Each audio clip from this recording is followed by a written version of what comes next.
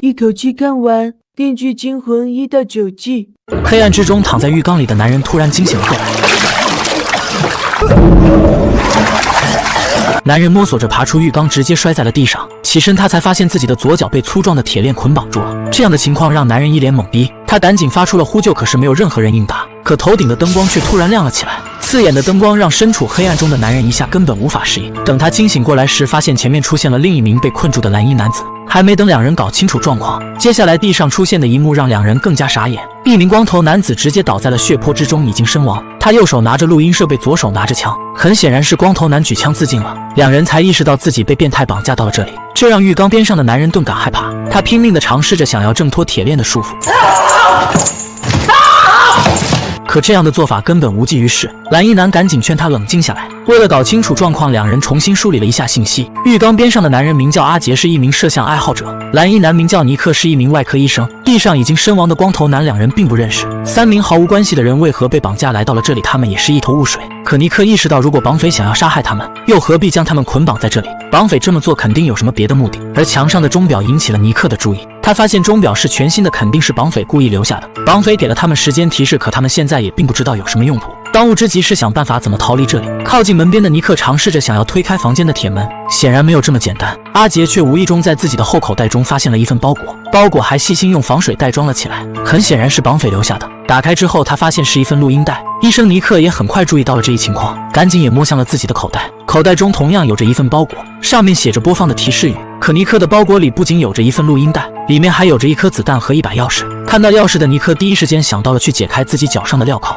可当他试着去解开时，发现根本不是解开自己脚上镣铐的钥匙。阿杰见状赶紧让尼克将钥匙扔给自己试一试，可糟糕的是钥匙也根本打不开阿杰脚上的镣铐。气愤的他直接将钥匙丢在了地上，可躺在地上的光头男右手拿着的录音设备引起了阿杰的注意，这不正是他们所需要用的东西吗？于是离右手边较近的阿杰尝试想要拿到录音机，可他却发现距离太远，手根本够不着。尼克建议阿杰脱下自己的外套，这样虽然距离够了，可衣服没有重力也根本无济于事，必须要有别的东西才能帮他们够到录音设备。阿杰发现浴缸里好像有什么东西，一条挂坠物的出现恰好能够帮他们拿到录音机，他赶紧将挂坠物拴在了衣服袖口上。阿杰经过几次尝试后，成功勾住了录音机上面的挂绳。拿到录音机的阿杰第一时间将录音带放了进去，随着录音机的播放，里面却传来了绑匪的声音。 Rise and shine, Adam. You're probably wondering where you are. I'll tell you where you might be. You might be in the room that you die in. Up until now, you've simply sat in the shadows, watching others live out their lives. But what do voyeurs see when they look into the mirror?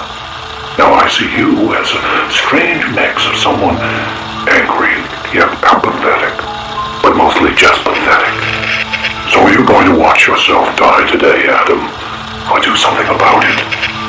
绑匪一番批判的话让阿杰一脸懵逼，他还不知道这是什么意思。尼克迫不及待想听下自己的录音带讲的是什么。阿杰考虑到如果将收音机扔过去可能会摔坏，于是他让尼克将袋子扔了过来。绑匪同样对着尼克说了一段批判的话语，并告诉了尼克他逃离这里的方法就是想办法在6点前杀掉眼前的阿杰。接下来绑匪还给出了线索提示，地上躺着的男人血液中有着剧毒，而房间内有着 X 字母标识是藏宝之处。要是尼克没有在6点前杀掉阿杰，那么他的妻子和女儿将会受到生命威胁。这样的变态游戏让两人意识到情况不妙，当务之急是怎么想办法离开这里。尼克想到了绑匪最后给出的藏宝提示，肯定有什么工具藏在了房间内，而马桶水箱是一个很好藏东西的地方。果不其然，阿杰第一时间找到了一个黑色的包裹，打开之后他发现了里面有着2把锯子。两人想到了用锯子去锯断脚上的铁锁，可两人使出了吃奶的力气，也只是给粗壮的链条擦了一层皮，锯子瞬间断裂成了摆设。有着暴躁脾气的阿杰根本受不了这鸟气，他拿起锯子就甩了出去。就连有着冷静头脑的尼克也意识到这根本就是徒劳，这时他才明白绑匪给他们锯子并不是为了锯断铁链，而是让他们选择锯断自己的腿。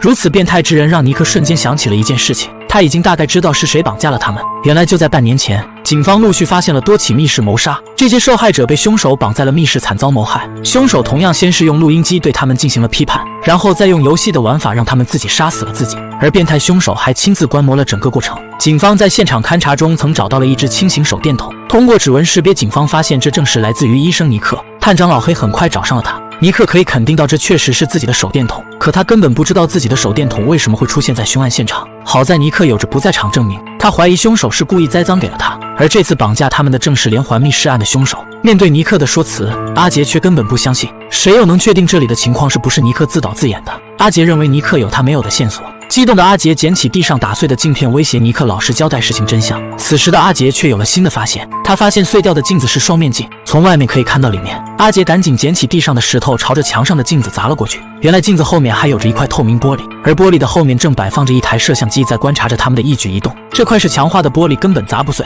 尼克意识到阿杰这么做根本没用，凶手早已布置好了一切，只有找到凶手的漏洞，选择智取才是逃离这里的唯一方法。他再次想起了关于凶手给他的 X 字母提示，可是尼克找遍了整个房间都没有发现字母 X 的标识。时间也很快来到了1点，没有任何头绪的两人为了缓解紧张的气氛，尼克和阿杰聊起自己有着一个幸福美满的家庭。为了让阿杰能够看看自己的家庭照片，尼克将自己的钱包扔给了他。拿到钱包的阿杰却在里面发现了一张隐藏的照片，看到这张照片的阿杰直接傻眼，因为这是凶手给尼克留下的线索。尼克还不知道自己的家人已经被凶手绑架了，而照片的背后还写到了 X 字母在何处的提示线索。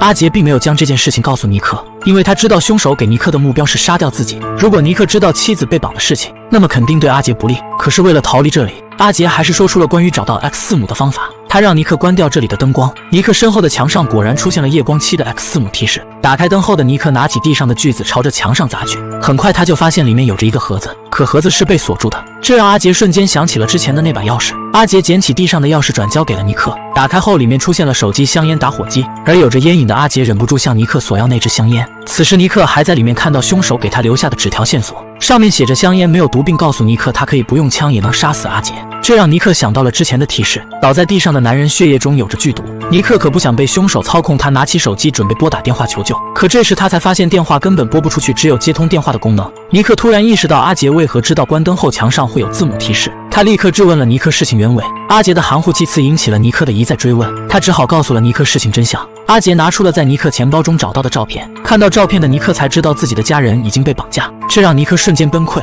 此时的阿杰因为隐瞒照片的事情陷入了愧疚中，尼克想到也许只有按照凶手给的方法才是逃离这里的唯一出路，于是他趁着阿杰不注意将香烟沾上了地上带着剧毒的血液，可他起身却将房间里的灯关掉，这一操作却让监控背后的凶手摸不着头脑，因为他只能听见两人在窃窃私语，他却浑然不知道尼克打算和阿杰上演一出好戏。当尼克再次打开灯光后，阿杰便向尼克索要了香烟。尼克拿起了没有沾血的另一支香烟，因为是监控盲角，尼克根本不用担心被凶手发现。接到香烟的阿杰也开始了自己的表演，吸了2口之后的阿杰戴上了痛苦面具，很快他便倒在了地上。这时的尼克见状，赶紧向凶手示意自己已经杀死了阿杰，他要求凶手放了自己的家人，可没想到凶手却识破了两人的这出好戏。随着一阵电击声响起，倒在地上的尼克瞬间清醒了过来，原来凶手早已经在他们脚上的镣铐装上了电击装置，现在离6点的时间已经很快就要到来。此时电话突然响起，接通电话的尼克在里面听到了自己女儿的声音，这时尼克才意识到了害怕凶手并没有跟他开玩笑，而凶手拿着枪威胁尼克的妻子，说出了另一条线索提示。 Don't believe Adam's lies. He knows you. He knew all about you before today. 说完这句话的凶手便挂断了电话。尼克立刻质问起了阿杰关于认识自己的这件事情，阿杰只好说出了事情的原委。他从之前2把锯子的包裹中翻出了一堆照片，原来阿杰那段时间一直在跟踪偷拍尼克，而他发现了尼克原来和自己的秘书去了酒店，肯定是干了见不得人的事情。可阿杰并不知道尼克已经意识到自己的错误，他那次只是去和秘书断了那层关系。可阿杰为何要跟踪自己？尼克问起了这件事情。阿杰表示有人花钱雇佣了他去跟踪尼克，而雇主的名字尼克却并不认识。尼克意识到雇主很可能用了假名，他让阿杰描述了一下雇主的外貌特征。 He's a tall black guy. He's got a scar around his neck, okay? 阿杰这段话让尼克瞬间想起了探长老黑，而这又究竟是怎么回事？事情还要追溯到那次连环密室案的调查。原来那次连环密室案有一名幸存者活了下来，幸存者头上被戴上了一个奇怪的装置，凶手用录影带的方式给他介绍了装置的可怕之处。想要打开头上的装置，唯一的方法就是钥匙，而钥匙就藏在了躺在地上男人的肚子里。随着头罩触发开关的时间倒计时，幸存者为了活下来，只能剖开男人的肚子拿到了钥匙。虽然凶手在现场并没有留下任何蛛丝马迹，可探长老黑还是从那段录下的视频找到了一个熟悉的地点标记。他们还在视频里听到了火警出警的微弱声音。顺着这2条线索，两人很快锁定了凶手的老巢。可这2点并不足够申请搜票。为了尽快破案，探长老黑带着年轻探员小白打算立刻行动。赶来这里的两人发现这里的确是凶手的老巢，这里有着各种密室模型和道具。更让人意外的是，一名受害者就被绑架在了此处。受害者不仅被捆绑了起来，他的头两边还固定着2把电钻。当老黑他们准备解救受害者时，他们却听见了有声音朝着这边赶来。探长老黑为了不打草惊蛇，打算先躲起来看看是不是凶手来到了此处。一个穿着黑色连衣帽的男人出现在两人视线中，而他很快查看了那名被绑架的受害者，可以确定这正是老黑他们要找的凶手。拿着枪的两人第一时间冲了出来，控制住了凶手。可这时的凶手却立刻触发了电钻开关装置，他还将控制装置的引线给破坏了。凶手威胁两人放了他，否则他们只能眼睁睁看着受害者死在这里。可面对好不容易抓住的凶手，两人不想轻易放弃。在这危急时刻，探员小白拿起枪对着电钻连开2枪，直接打断了电钻头。这时的凶手直接亮出了手中刀子，朝着老黑脖子上划去。受到伤害的老黑直接瘫坐在了地上。凶手想要趁机逃离，虽然小白打中了凶手1枪，可惜还是被他逃走。小白第一时间查看了老黑的伤势情况，老黑表示自己并无大碍。小白则打算继续追踪凶手。他在地下室的通道里发现了凶手的踪迹，这次他没有犹豫，1枪便打倒了凶手。等小白过去查看情况时，他却不知道自己已经陷入了圈套。地上的一根丝线和头顶悬挂的数把枪正在等待着他。等小白触发到丝线的那一刻，已经为时已晚。探员小白当场被送走，领了盒饭。此时的老黑捂着脖子，追寻着声音，一路踉跄来到这里，看到了这悲剧的一幕。而凶手早已逃之夭夭。因为这次的私自行动导致探员小白的悲剧，老黑被警方开除。老黑却着了魔一般，仍然没有放弃对这件案子的调查。他还曾多次骚扰了医生，这就是为什么尼克会想到雇主是探长老黑的原因。可这时地上的一张偷拍照片引起了阿杰的注意。被绑架之前，尼克的家里出现了一名男子，尼克肯定地认出这正是医院的护理员。他才终于知道这一切究竟是谁搞的鬼。可现在问题是，时间已经来到了6点整。此时的凶手拿着枪来到了尼克妻子的身边，他拨通了尼克的电话，打算让尼克亲自见证这一刻。可凶手不知道尼克的妻子刚刚已经挣脱了绳索，他一把将凶手推倒在地。缠斗中，尼克的妻子抢走了凶手的枪。为了得到丈夫尼克的下落，她从凶手手中夺来电话询问尼克的情况。可尼克根本不知道自己身处何处。此时女孩突然哭喊着妈妈，转移了尼克妻子的注意力。凶手则趁机上来抢夺枪支，而枪响却引起了老黑的注意。因为那次手电筒证物的缘由，老黑一直怀疑尼克也参与了其中，所以他一直潜伏在尼克家附近观察寻找证据。凶手在缠斗中被尼克的妻子用剪刀放倒在地，尼克的妻子第一时间带着孩子逃离了这里。老黑赶来了这里与凶手火拼，没想到没开几枪，枪却卡了壳，老黑只好直接朝着凶手扑了上来。纠缠之中，老黑却被凶手用花盆砸中头部，倒在了地上昏迷了过去。凶手则拿着枪寻找尼克的妻子，可这时母女俩已经不见了踪影。这时的凶手打算直接去杀害尼克。从昏迷醒过来的老黑打算继续追踪凶手，而房间里的尼克拿着电话陷入了绝望。还没来得及等他搞清楚什么情况，没想到自己脚铐上的电击装置却突然触发，一阵电击过后，尼克当场昏迷了过去。等他醒来时，电话又响了起来，他意识到自己的妻子很可能还活着。可现在的问题是，他根本够不着手机，如果自己不能出去或者完成凶手给的任务，那自己的家人肯定要遭遇不幸。此时的尼克也直接失去了理智，他做出了一个残忍的决定，那就是锯掉自己的脚。看到这一幕的阿杰直接傻了眼。此时外面的老黑开着车一路跟随凶手来到了尼克被关的地方。凶手因为被扎伤大腿行动不便，追上来的老黑再一次将其扑倒。可谁能想到老黑竟在缠斗中被凶手反杀，送走领了盒饭。而锯断脚尼克挣脱了铁链的束缚，他选择完成凶手给的任务，拯救自己的家人。拿着子弹的尼克艰难爬行来到了躺在地上男子的身边，他拿到了光头男手中的枪。随着一声枪响，阿杰直接被尼克送走，倒在了地上。此时身后的门终于被打开，可凶手赶来这里并不是为了放走尼克，而是赶来这里解决他。这时凶手还说出了奇怪的话语 It's the rules. 在这危机时刻，没想到阿杰并没有死去，他一把将凶手抱摔在地。阿杰抄起马桶水盖，直接送凶手领了盒饭。原来尼克开枪的时候就没有瞄准要害，而是打中了阿杰的肩膀。尼克打算爬出去先逃离这里，然后再找人救阿杰。阿杰则想要从凶手身上看看是否能够找到电话请求救援，可他却在凶手的身上找到了一个录音机。当阿杰按下录音机的那一刻，他才意识到地上的男人根本不是凶手，他只不过是同样受到威胁被操控的受害者而已。与此同时，一直躺在地上的光头男子竟站了起来。光头男子直接揭开了头上伤口的伪装道具。看到这一幕的阿杰直接傻了眼，原来光头男子才是做下这一切的真凶，而他只不过是尼克的一位癌症病人。谁也没能想到凶手会是他。阿杰赶紧拿起看护人员的枪，准备杀死凶手。可谁能想到凶手拿着电击遥控装置直接电倒了阿杰。接下来阿杰面对的只剩无尽的绝望。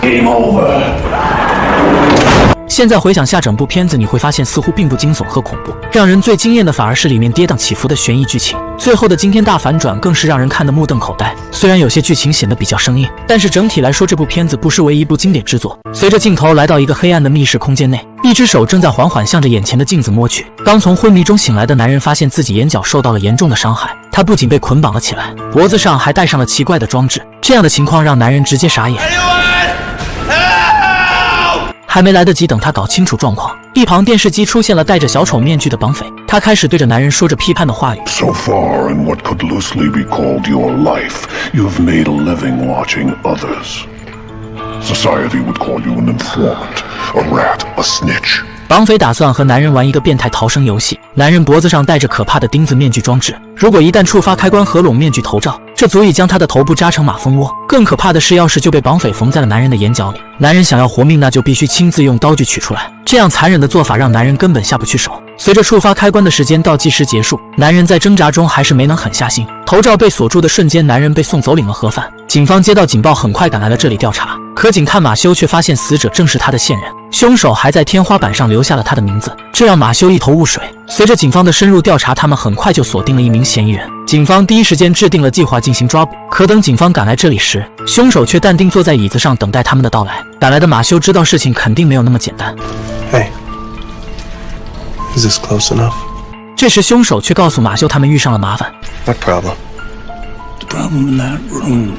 凶手说的话让警员一脸懵逼，为了搞清楚状况，他们还是决定前去探查一下房间里什么情况。进入里面，警员们并没有发现什么危险的东西存在，可桌子上盖住的麻布引起了马修的注意。当他掀开麻布时，眼前的情况让其直接傻眼。监控画面中，一群人被困在了密室，而马修竟在里面看到自己的儿子。面对凶手的威胁，暴脾气的马修根本受不了这鸟气，他对着凶手就是一顿咆哮。此时马修才意识到凶手早已经计划好了这一切。凶手还告诉马修，密室里面有着毒气，如果在2个小时内里面的人没有逃出来或者被警方找到，那么密室里的人将无人能生还。为了自己的孩子，马修只能做了妥协。他询问凶手这么做有什么目的，可凶手却只是让其他警员退开，只让马修单独一个人坐下来和他谈一谈。马修根本不知道凶手到底在搞什么幺蛾子。另一边被困在密室里的8个人还在一脸懵逼中，完全不知道什么情况，他们根本不知道怎么回事，也不知道该怎么逃离这里。可其中一名蓝衣女子却突然情绪激动地意识到了害怕，她开始迅速地在房间里搜寻着什么，很快她便找到了一个录音机。当蓝衣女子播放录音带时，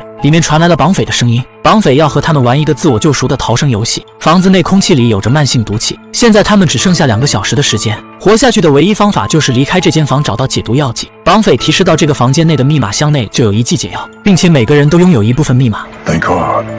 The numbers are in the back of your mind. The clue to their order can be found over the rainbow. Once you realize what you all have in common, you will gain a better understanding of why you're here.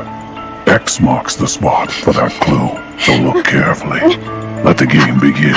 这样的变态游戏让大家意识到了害怕。肌肉男却无意中在地上发现了一张折起来的纸条，里面有着一把钥匙和一段警告话语，上面写着千万不要用钥匙打开这里的房门。肌肉男和西装男根本不相信这么荒唐的事情，蓝衣女劝告他们不要这么做。可这时的西装男已经忍不住用钥匙尝试着打开门外，被触发的枪械装置瞬间送走了西装男。这一幕让大家直接傻眼，蓝衣女的种种奇怪举动引起了老黑的质问。这时他终于说出了事情原委，原来他曾经就被绑架玩过这种变态游戏，他遵从了绑匪的规则幸存了下来，所以他很熟悉绑匪设计机关的手法。从监控看到悲剧发生的马修才意识到凶手并没跟他开玩笑。负责这次案件调查的女警官知道凶手这样的狠人逼供完全没用，因为他们从凶手口中得知他已经是癌症晚期。现在他们要做的就是让马修配合他，然后再找来技术小组追踪监控的信号源来自于何处。被困在里面的人只能继续寻找别的逃离方法。没想到这时房间铁门自动打了开来，原来门上的装置被触发后，随着下方钟表倒计时结束，门便会自动打开。从房间走了出来的肌肉男第一时间找到了这栋房子的大门。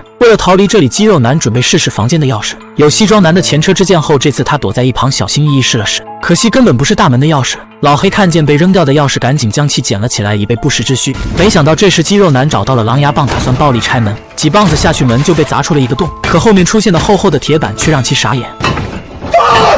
就在大家一筹莫展之际，金发妹却发现了一个地下室通道的暗门。地下室一具显眼的模型假人身上插着一把匕首，匕首上有着信封，写着一个叫欧比男人的名字，而这正是他们之中的光头男。信封里的录音带讲到了这里有着2支解毒剂，它就藏在眼前这个铁箱装置里。绑匪还提到了关于光头男的事情，这时的金发妹才回想起来，原来绑架他们到这里的人正是光头男。面对大家的质问，光头男没有否认，他表示自己也是受到了威胁才帮助绑匪做了这样的事情，可没想到自己也被关了进来。光头男表示愿意弥补自己的错误，他会冒着风险去装置里面取出2支解毒药剂，前提是他要得到其中1支。见此情况，大家只好让光头男爬了进去。2支解药显而易见地挂在铁箱的内部上方，光头男轻松就取下了第1支解药。可当他准备取下第2支时，没想到进去的铁门也随之关了起来，铁箱底部瞬间燃起火焰，朝着光头男烧来。外面的人却发现门被锁死，根本打不开。里面的光头男不仅被火烧，还被烟熏得够呛。他爬向了另一端，朝着一块透明玻璃砸去，可他根本就砸不碎。等男孩发现铁箱的另一头有玻璃，已经为时已晚。虽然肌肉男用狼牙棒砸碎了玻璃，可因为洞口太小，光头男根本爬不出来。大家只能眼睁睁看着光头男被活活烧死。更糟糕的是，剩下的人也没拿到这2支解药。体质较弱的金发妹因为吸入毒性气体，已经开始出现体力不支，而红衣女却发现这里有着一间房打不开，里面肯定有什么线索。肌肉男强行打开了这里的房门，却没想到触发了开启另一扇门的4分钟倒计时。这时老黑发现了一旁绑匪留下的信封线索，里面同样是一份录音带，上面提示到时间倒计时结束后，通往另一处的这扇门将会被彻底锁死。他们要在倒计时结束之前找到钥匙，而钥匙就藏在这床底之下铺满针管的坑洞里。现在所剩的时间已经不多，肌肉男意识到必须有人去到下面找到钥匙，很快他便锁定了目标蓝衣女。蓝衣女直接被肌肉男丢了下去，针管刺穿身体，让蓝衣女痛不欲生。肌肉男的做法遭到了其他人的指责，可蓝衣女知道他们所剩的时间不多，她忍着剧痛，直接用双手朝着针管堆跑去。最终，她找到了有着颜色标记的针管，上面正好有着一把钥匙。拿到钥匙的肌肉男却成事不足，将钥匙撞击掉在了地上。等他再捡起来准备打开铁门，以为时已晚。倒计时结束后，铁门被锁死。而时间也过去了1个半小时，警方这边也毫无进展。凶手跟马修一直在谈着人生大道理，他似乎故意在拖延时间。气愤的马修拿着凶手的密室设计稿来到他的面前，马修直接撕掉他的成就，想要激怒凶手，可没想到凶手根本不吃这一套，他还爆了马修警探一个猛料。在铁笼房间的柜子里有他不为人知的秘密。马修看到这份照片，知道事情不妙，因为照片上面的人都曾因为被马修栽赃嫁祸坐过牢，而这些人现在却恰好跟他的儿子被困在了一起。如果那些人知道男孩的父亲陷害了他们，男孩肯定难逃一劫。另一边，肌肉男的强硬做法遭到了其他人的不满，没有人选择跟他站队。他回到了最初那个房间，想要拿到密码箱内的那支解药，可他却无意中发现了西装男的脖子后面写着一个数字标记，这让他想起了之前录音机的提示语，他才意识到密码箱的密码原来就刻在了每个人的脖子后面。此时老黑却跑来这里查看情况，肌肉男为了得到密码，他让老黑转身过去，可老黑却认为肌肉男在挑衅他，两人便厮打了一番。毒气的吸入让老黑根本缓不过来，肌肉男拿着狼牙棒从身后偷袭了老黑，老黑当场领了盒饭。从老黑身上拿到数字的肌肉男准备寻找其他人。此时的金发妹因为吸入毒气已经快要奄奄一息，可她却发现了关于 X 字母的隐藏线索，线索就在那幅墙上的挂画里。红衣女看到了男孩和马修的合影，她才意识到男孩的父亲正是陷害他们的警探。此刻她已经不再信任任何人，她一人独自离开了这里。而金发妹因为毒气攻心，最终倒在了地上。红衣女却在另一个房间内发现了解药，解药就在玻璃罩子里面。她没多想就伸手准备去拿，可等她伸手进去才发现这是一个圈套，入口的倒钩铁片让她根本无法再拿出双手。此时的肌肉男赶来这里看到了这一幕，可他并没有救红衣女，他只是查看了红衣女脖子后面的数字便离开了这里。等肌肉男赶来男孩和蓝衣女这里时，他只看见金发妹倒在了地上。查看金发妹身上的数字之后，肌肉男还看到了那张照片，男孩父亲马修让肌肉男怒火中烧，他扬言要让马修付出代价。从监控看到这一幕的马修也终于忍不住打算前往逼供，因为他的儿子即将遭遇危险，他对着凶手就是一顿狠揍。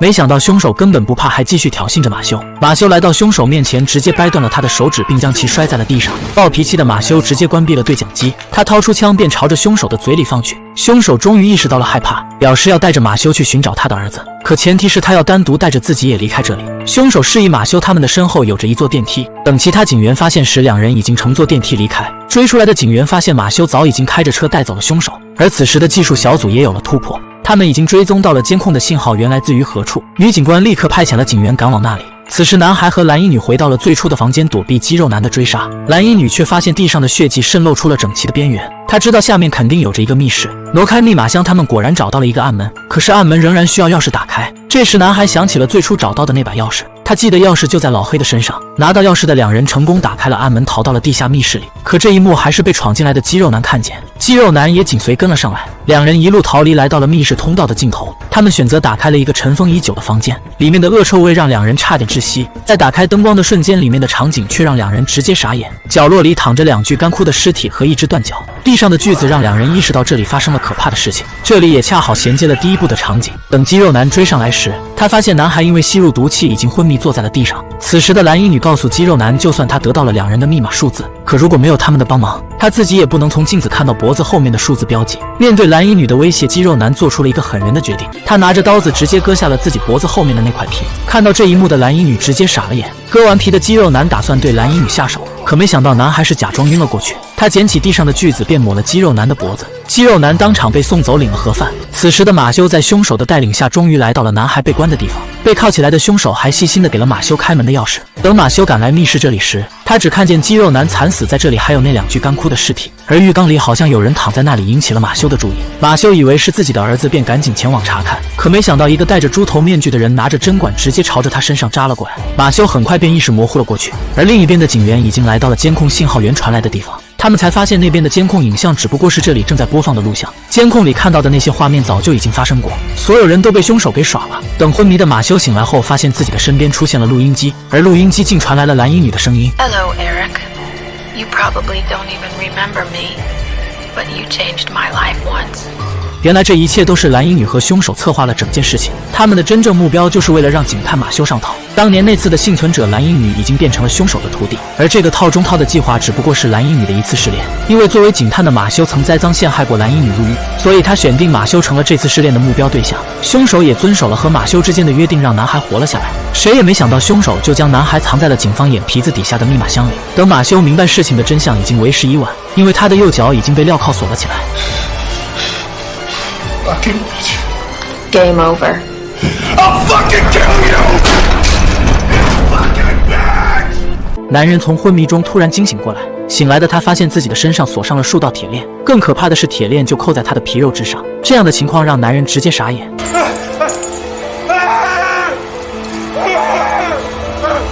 还没等男人搞清楚什么状况，一旁的电视机出现了戴着小丑面具的绑匪。 Hello, Troy.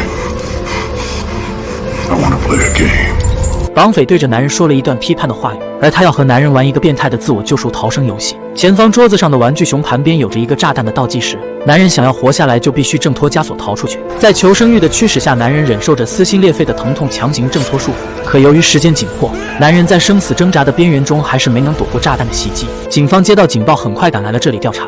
而作为负责人的女警官一眼就发现，这样的作案手法来自于连环密室案的凶手数据之手。凶手数据的再次出现让他意识到了情况不妙，因为在上次抓捕行动中，自己的同事马修警探带着凶手独自离开后就没有了任何音讯，而他的出现也就意味着警探马修已经凶多吉少。可女警官还是细心地发现这里的密室机关设置和凶手数据有着截然不同之处，因为警方来到这里时，密室里唯一逃生的铁门是被焊死的。这样的机关布置根本就没有给受害者留下逃生的希望，就算男人挣脱了铁链的束缚，他也没法逃出去。难道这次的凶手是另有其人？为了搞清楚状况，女警官在家中重新观摩了这次录影带，可里面突然出现一个被卡住的角落画面，引起了女警官的注意。等她起身想要搞清楚什么状况的时候，画面出现了她的身影，让其直接傻眼。意识到情况不妙的她找到柜子里的武器，对着镜头的角落连开数枪。等她来到柜子里面查看时，发现里面有着一个摄像头，可她却浑然不知身后有着危险正在向她靠近。等女警官从昏迷中醒来后，她发现自己同样被铁链绑了起来。一旁的电视机同样出现了戴着小丑面具的绑匪，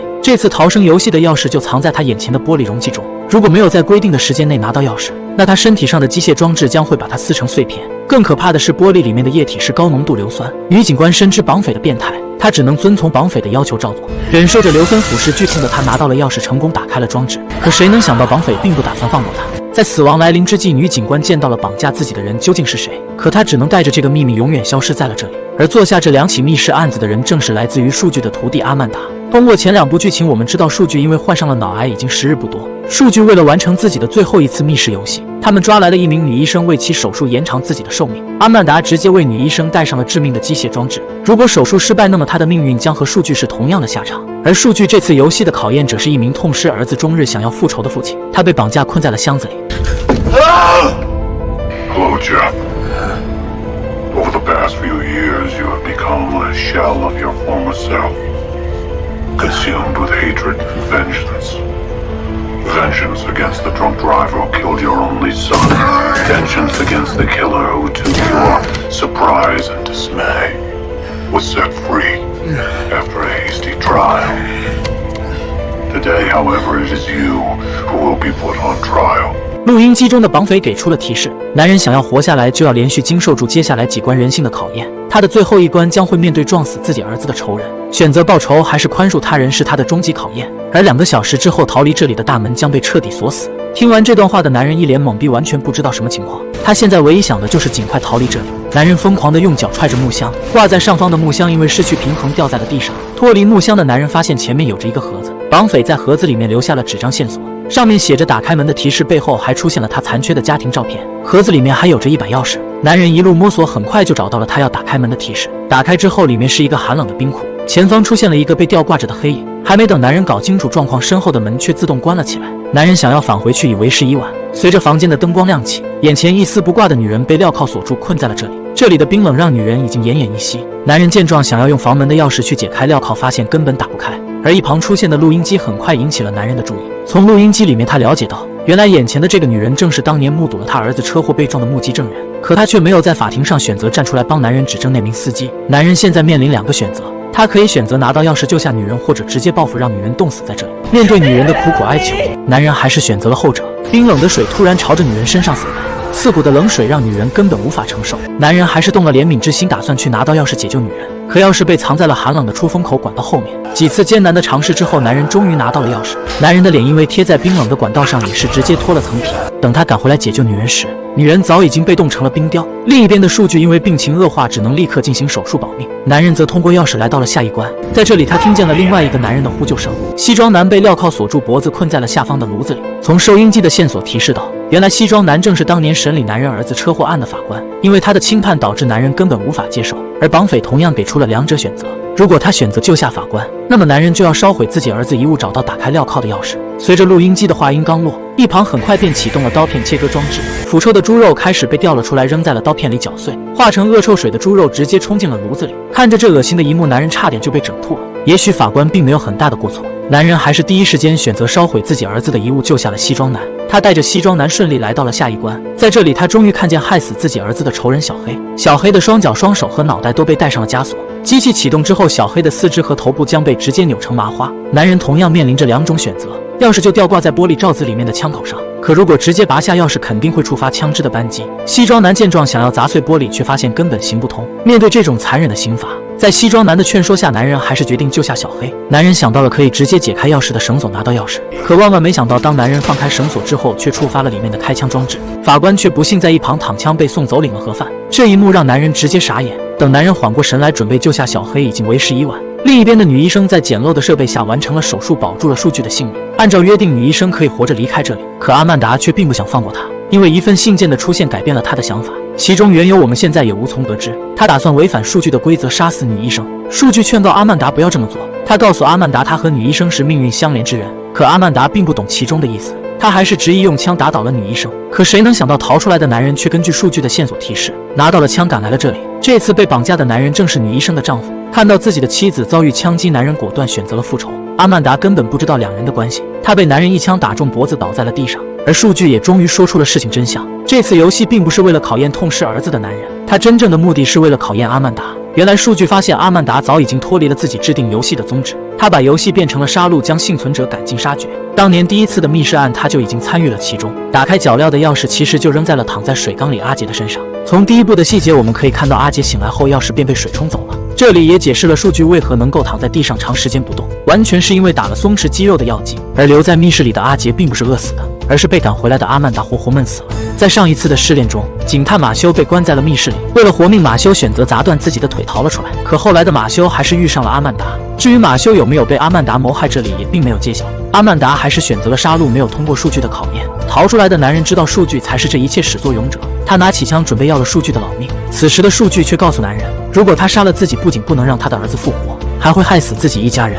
男人可不信数据的鬼话，选择扣动了扳机，他却发现枪已经没了子弹。数据再次跟男人提出了条件，因为女医生已经身受重伤，他可以在几分钟内召唤来救护车救下他的妻子。数据打算和男人再玩一次人性的选择游戏，男人可以贪图一时之快杀了数据，或者选择原谅数据折磨了他们夫妻二人，再让数据救下自己的妻子。可没想到被仇恨冲昏头脑的男人根本听不进去，男人拿起地上的切割机便抹了数据的脖子。数据最终因为自己的自信付出了代价，可他也早已经为最坏的结果做好了打算。数据在临终前按下了已经录好的录音，男人不知道数据一旦死去，他妻子脖子上的装置会触发也活不成，而他也将永远被关在这里。 Now you must pay the price. The price for living for nothing but vengeance. Now I will give you something to live for. I told you that you couldn't kill me, Jeff. But I didn't tell you why. And the answer is simple. I am the person responsible for the loss of your child. I am the only person who knows where your daughter is. She only has a limited supply of air, Jeff. And if you want to get her back, you'll have to play a game.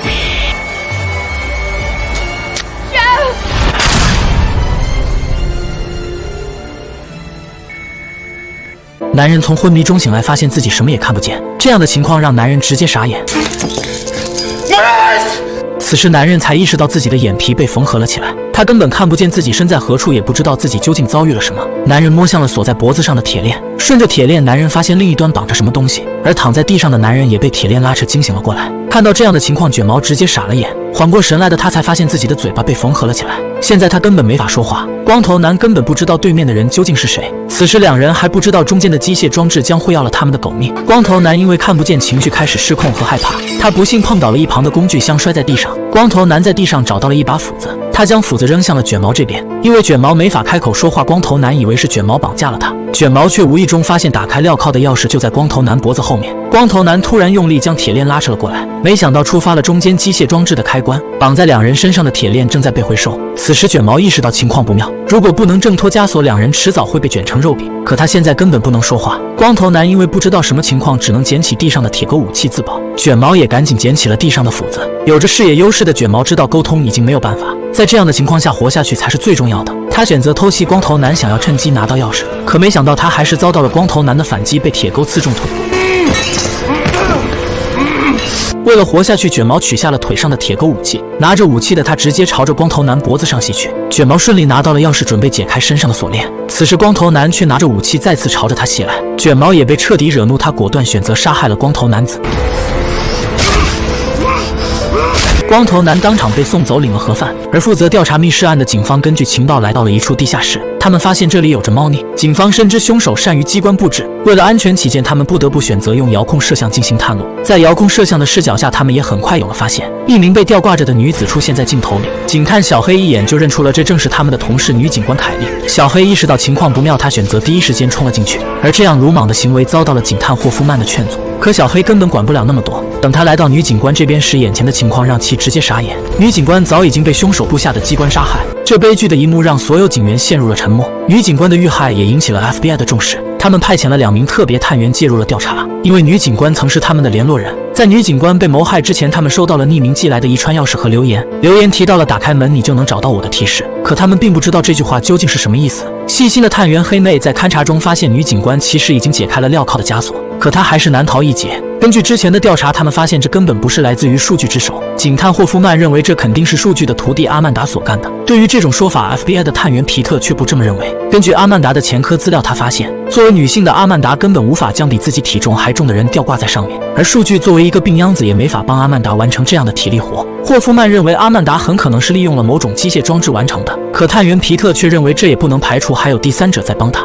为了搞清楚状况，警方想从数据的前妻身上找到突破口，可他们却没有得到任何有价值的线索。小黑看着自己曾经的同事纷纷遭遇不幸，难以释怀，而消失已久的马修警探他们至今也没找到。看到如此低迷的小黑，霍夫曼劝他回家好好休息，调整下状态。可当晚小黑在家休息的时候，便发现似乎有人闯进了他的家中。等他起身来到房间四处查看时，他却被潜伏起来的黑衣人偷袭迷晕了过去。等他再次醒来时，发现自己出现在了自家的浴缸里。还没等他搞清楚什么状况，他便从镜子上发现厕所的门上标记着一个问号。小黑赶紧拿着门上的挂衣钩作为防身武器。当他打开门时，却触发了卧室的电视开关，里面出现了戴着小丑面具的男人。没想到自己也成了被绑架的目标。Hello, Officer Rigg. 意识到情况不妙的小黑第一时间找到了自己的枪支武器。小黑在录影带中有了惊人的发现，消失半年的同时，马修警探还活着，警探霍夫曼也被他们抓了起来。两人正在接受绑匪的游戏考验，现在只剩下90分钟的时间。面具男留下了线索提示 Heed my warning, Officer Rigg. Their lives hang in the balance of your obsession. Will you learn how to let go and truly save them? The choice is yours. 可小黑救人心切，根本不明白其中的寓意。走出卧室的小黑却发现这里挂满了照片，一个戴着猪头面具的女人被捆绑在了凳子上。录影带给出了线索提示，被绑在这里的金发女原来曾是一名罪犯，接下来她将会受到游戏的惩罚。小黑可以选择无视或者救下她。身为警员的小黑当然不能见死不救，可小黑不知道的是，因为他拿掉头套的瞬间，却触发了座椅上的机械装置，女人的头发被捆绑在了齿轮轴上。如果不能找到密码让装置停下，女人的头发连带头皮将被强行撕扯下来。此时的女人已经感受到了头皮发麻的疼痛，小黑想到了剪刀工具可以剪断女人的头发，可这时他才发现绑匪早已经拿走了所有能够弄断头发的工具。在这危急时刻，小黑才发现密码原来就在齿轮上。得到密码，小黑成功将齿轮停了下来，可女人头部已经受到了严重的伤害。小黑想要找到急救物资帮女人处理一下伤口，可这里什么都没有了。等他赶回来时，却发现女人不见了踪影。转眼间，女人却找到了刀子从他的身后袭来，两人很快扭打在了一起。小黑一个失手，直接送女人倒地领了盒饭。这时小黑从他手中的录音带明白了事情原委，原来绑匪告诉女人，就算小黑救下她，他也难逃法律的制裁，因为绑匪留下的犯罪照片将会变成警方指控女人的证据。不想进监狱的他才会选择攻击了小黑，而绑匪给他留下了新的线索提示，盒子里面有2把钥匙，其中1把钥匙很明显是旅馆房间的。小黑来到指定的旅馆房间，发现绑匪给他留下了一个盲盒，上面还留下了他妻子的照片。看到外面裸露出的头发，小黑感觉到了后怕。当他打开后，还好里面只是一个猪头面具。绑匪给小黑留下了录音提示，里面提到了旅馆的老板是个变态，旅馆旁边的房间有着惩罚他的工具，按照绑匪的要求照做，他将会得到新的线索提示。另一边，警员在受害者女警官的现场中竟找到了子弹弹壳，而弹壳上面正好有着探员小黑的指纹，这让警方一头雾水。难道小黑是帮助他们的第三者？等警方赶来小黑家中抓捕时，他们发现了已经死去的金发女，而探员皮特根据墙上留下的线索提示发现，房间的4面墙都出现了数据前妻的照片，也许数据的妻子是搞清楚事情真相的所在。皮特第一时间回到了局里，询问了数据妻子他们的往事。从这里我们也可以知道数据为何变成了一名惩罚者。原来当年的数据和自己的妻子曾经营着一家诊所，原本有个美好幸福的生活。可直到某天下班后，一个病人却折返了回来，声称自己有东西落在了诊所，想要回去拿。可没想到他真正的目的是为了偷走里面的东西。等他出来时，却没有注意到数据的妻子就在门外。这次撞击直接导致数据怀孕的妻子流产。等数据带着妻子来到医院，他们已经失去了孩子。经历这件事后，数据从此性情大变。更糟糕的是，数据不久后还被诊断出了癌症。这样的双重打击让他一度抑郁，想不开的他曾试着自杀，却没有成功。这次劫后余生也彻底改变了数据的想法，他决定做一名惩罚者，惩罚那些不珍惜自己生命的人。为了让这些人体验到内心的恐惧，他离开了自己的妻子，开始研究各种机关。当年害自己妻子流产的男人变成了他第一个实验对象，可想而知这个男人的下场有多悲惨。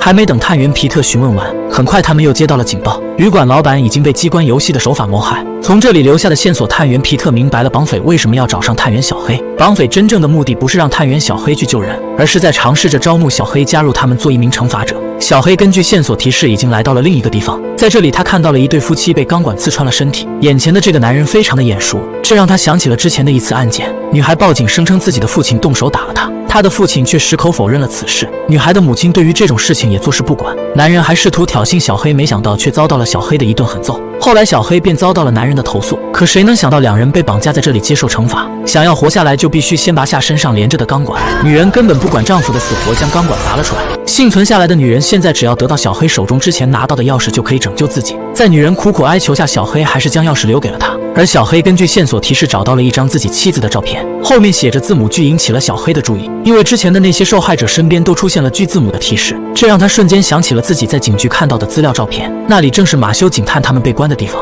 当年逃出来的马修警探和阿曼达发生了搏斗，马修最后被制服，他被数据重新囚禁了起来，长达半年之久。马修还是难逃游戏的惩罚。此时一个黑衣男子却赶来了这里，黑衣男在关门的瞬间却不知道自己触发了隐藏的机关装置。进来的黑衣男来到了监控面前，似乎正在看管两人。被折磨半年之久的警探马修此时早已经没有了生存意志，他不想再受到这种屈辱，打算选择自杀。脚下的翘板装置一旦失去平衡，冰块化成的水便会倒向霍夫曼警探这边，水一旦溢出便会接触到一旁的电线装置，那么霍夫曼也难逃一劫。看到这一幕的看守人员赶紧阻止了马修，而眼前这个黑衣男一眼便被霍夫曼认了出来，原来他就是当年女孩报警案小黑动手打了他父亲的律师，他被委托来指控小黑的罪行，没想到他也受到了惩罚，成了游戏者之一。他的任务是保证90分钟内看守住两人，否则他身后的机械装置将会要了他的老命。他也正是一开始被铁链锁住劫后余生的卷毛。律师给了马修警探一把枪和一颗子弹，他告诉马修，如果不想活可以选择自我了断，因为这并不影响他的任务，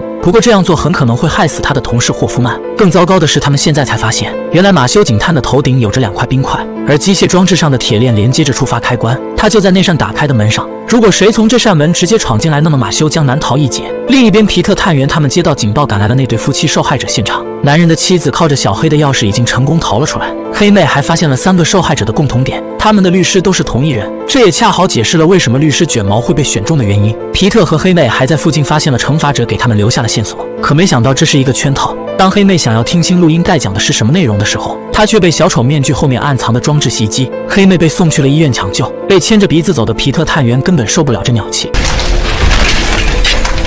冷静下来的皮特无意中发现了一张数据带地点的照片，他猜测这很可能就是他们要找的地方。此时的探员小黑已经赶来了这里，这里正是上一部女医生丈夫被关的地方。在这里，小黑发现了惩罚者给他留下了线索，而皮特探员也紧随赶来了这里。进入里面的他同样发现了一个空掉的提示盒，可这时他却听到了女医生丈夫发泄敲打的声音。看到这里，大家肯定一头雾水。从卷毛的监控视角下，导演告诉了我们答案。原来这里的剧情和上一部的剧情是同时发生的。皮特追随着女医生丈夫踪迹而去，小黑则根据线索找到了被绑架的同事马修和霍夫曼。可他根本不知道自己一旦开门将会置马修于死地。里面的马修只好开枪阻止小黑，救人心切的小黑还是冲了进来。不明真相的小黑看到律师，果断选择开枪击倒了他。随着机关被触发，马修的头部直接被冰块砸成了豆腐花，当场被送走。另一边的皮特却听见房间传来了电锯的声音，还没等他搞清楚状况，门就被关了起来。等他想要打开门时，却发现根本打不开。这时他才想起了最初的那份匿名寄来的钥匙和留言。当他用这把钥匙打开这里的门后，他却在里面看见了女医生的丈夫已经杀害了数据。失去理智的男人却以为赶来的皮特探员也是他们的人，还没等男人反击，他就被皮特送走领了盒饭。这里的场景也是让皮特傻了眼。而中了马修一枪的小黑和律师都躺在了地上，两人因为关于开门的事情争吵了起来。律师责怪小黑害死了他们，可小黑根本不知道事情的真相。当律师准备去拿录音机给小黑解释时，小黑却误以为他在掏枪。冲动的小黑直接一枪送走了律师，调出来的录音机却说出了事情的真相。 Hello, Officer Rigg. If you are hearing this, then you have reached Detective Matthews and Detective Hoffman in under 90 minutes, resulting in their deaths. The rules were clear. You were warned. 听完录音，小黑才知道原来是自己害死了同事，而他也没有通过这次的测试。可谁能想到霍夫曼却自己挣脱了束缚，就站在他的眼前。小黑才意识到自己又被耍了，原来霍夫曼也是他们的成员。当时绑架女警官和自己的人正是他，而阿曼达收到的那份威胁信件也是来自于霍夫曼之手。这一切都是他策划好的，就连数据都被他摆了一道。 Game over.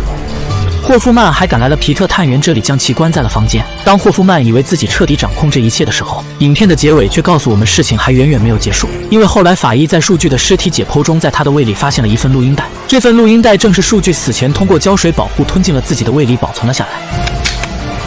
Are you there, Detective? If so, you are probably the last man standing. Now perhaps you will succeed where the others have failed. You think you will walk away untested. I promise that my work will continue. You think it's over just because I'm dead. It's not over. The games have just begun. 一名男子醒来，双手双脚被铁链锁在案台上。这时熟悉的画面响起，原来彭斯之前杀了人，本应该判终身监禁，却因一个漏洞让他逃脱了法律的控制，被判了5年就出狱了。今天数据要让他明白夺去别人生命该付的代价。30秒内，上面的摆钟会触碰到他的身体，到了60秒，你就会被切成2半。如果想活命，用你的双手按下旁边的按钮，启动你面前的装置，那么你的双手将会被压成粉碎。做出自己的选择吧。话音刚落，上面的摆钟慢慢落下。彭斯并没有怎么纠结的，就将双手伸进面前的装置，按下按钮，装置机关慢慢落下。一阵凄厉的惨叫后，双手直接被挤压的血肉模糊。可上面摆钟还在继续运行，并没有停止下降，就这样在彭斯清晰的意识下，直接被切成两半。这显然不是死亡游戏，而是残忍的死刑执行场。就是这么一场惨案，完全改变另外一个人的命运。画面一转，来到《电锯惊魂4》结尾的视角，警探斯特拉姆一路搜寻，来到了数据的地下诊疗室。在第3部里，数据测试阿曼达的隐秘地点，其实就是《电锯》第4部里特警队队长黑哥找到的那个仓库。FBI 斯特拉姆追踪到的地点也是这个位置。几拨人全部集合到了一起。正当黑哥被测试的同期时间，隔壁的数据正在测试阿曼达，也就是说第3部和第4部的故事是同时间线进行的。警探斯特拉姆在地下诊疗室里，正好遇到第3部里刚失去老婆、已经崩溃的杰夫，紧接着被一枪取走了性命。旁边躺着的也是刚刚死去的数据本人。此时铁门再次被关上，锁门的正是数据的门徒霍夫曼。一扇透着光的暗门后，斯特拉姆拿到一个录音机，打开一听，又是数据的声音。这是说给斯探员听的。录音中数据警告他不要再追查数据系列杀人案，否则这里就是他的坟墓。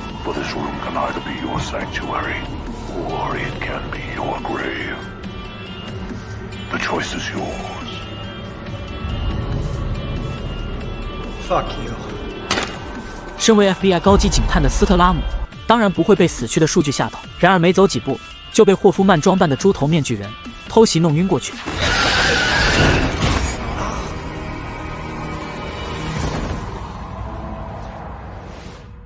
醒来后，发现自己的头上被安装了水箱装置，斯探员大声呼救。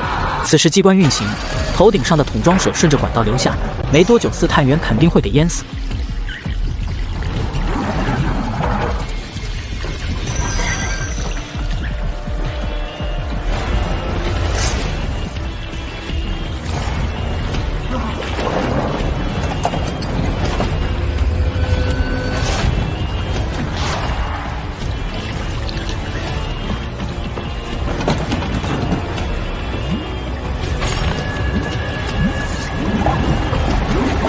随着时间流逝，很快头上水箱已经被灌满水，斯探员没一会就憋不住气，情急之下在身上找到一把钢笔，毫不犹豫地直接往脖子上的呼吸道扎了进去，然后取出笔芯，靠着钢笔的孔保住了性命。而仓库外面一批警察也赶到了现场，霍夫曼抱着第3部里杰夫的女儿，以拯救人质的英雄出现，自己的身份也没有暴露。当斯探员被同事救出来时，本来以为他已经死了的霍夫曼，眼神里飘过几分惊恐之色。如果他没死，必然会继续追查下去。毫无疑问，斯探员成了霍夫曼的最大威胁，所以后面必须要除掉他。斯探员是个聪明的人，他知道数据做事从来万无一失，霍夫曼怎么可能从他手里逃脱，还一点事也没有，所以他现在开始怀疑霍夫曼，秘密的私下调查。另一边，霍夫曼就收到一个神秘的纸条，上面写着我知道你是谁。紧接着有同事通知他去医院，有关佩雷斯探员的事情。佩雷斯探员在第4部里被炸得满脸玻璃渣，但是在医院房间里。此时霍夫曼回到地下室，又是一个提前准备好的杀人游戏。镜头来到神秘的地下室，5个人从昏迷中醒来，脖子上都套着铁绳，绳子可以来回滑动，背后是大剃刀，如果有人被拉到背后的剃刀上，脑袋就会被削掉。5人不敢轻举妄动。电视上铺天盖地的报道过数据，他们清楚这种情况还是待在原地不要乱动最好。此时熟悉的画面响起，依然是标志性的木偶。数据说你们从出生开始就拥有别人没有的优势，但从道德标准来看，你们都自私自利、肆意妄为，甚至损人利己。所以今天这个游戏就是对你们的考验。每个人眼前都有一把钥匙，而绳子又是相互连接的，只要谁拿到钥匙，就会触动机关。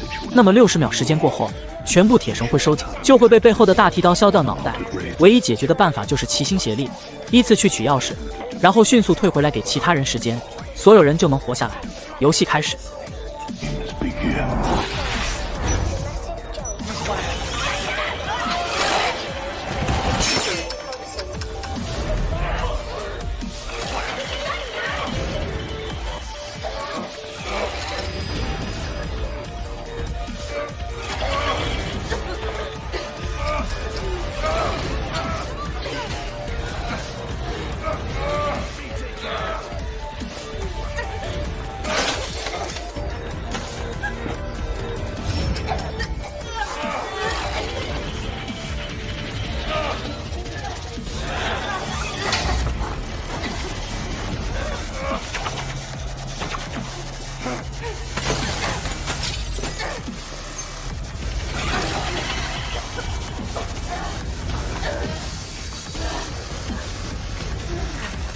前面3个还真就是这么做的，可没想到第4个西装男砸玻璃拿钥匙的时候把钥匙砸远了，拼出吃奶的力气去捡，又在原地开锁。他不回去，第5根绳子不够长，根本过不去，导致最后一个时间一到，直接身首异处。另一边，警方发现了一具尸体，正是影片开头那个身体被切开2半的彭斯。霍夫曼和同事来到现场，没有半点心虚的霍夫曼开口道：“这个受害者就是杀害我妹妹的前男友，开始被判25年，后来钻了法律的空子，只被判5年就出狱了。现在他有这结果也是罪有应得。”画面一转，淘汰1人的4人组也来到了下一个关卡，又是计时器。大家先不要急着玩游戏。这个妹子似乎意识到什么，就让大家互相介绍自己，看看有什么联系。原来刚死的那个曾经在消防局工作，这个黑妹子在城市规划局工作，但是她老爸是知名房地产的老板。这个西装妹子呢，她是在房地产公司任职高级副总管。而光头男是个八卦报社的记者，西装男是无业游民。这样说好像也没什么太大联系。关上铁门，自动上锁，还是熟悉的画面再次响起。你们所在的房间墙里有4个洞口，只要进去藏身其中，那么你就安全了。但是想要进去，必须先找到钥匙，而他们头顶上有许多瓶子，这些瓶子藏了3把钥匙。墙壁上的炸弹在1分钟后就会爆炸，如果想活命，就做出你们的选择吧。话音刚落，西装男立马抄起棍子砸，大光头很是嫌弃他，抄起棍子直接将其打倒在地，然后自顾自地砸了起来。最终3把钥匙都找到了，但是黑妹早就看不惯大光头咄咄逼人的态度，就很不顺眼，背后偷袭，结果大光头没能进入洞中。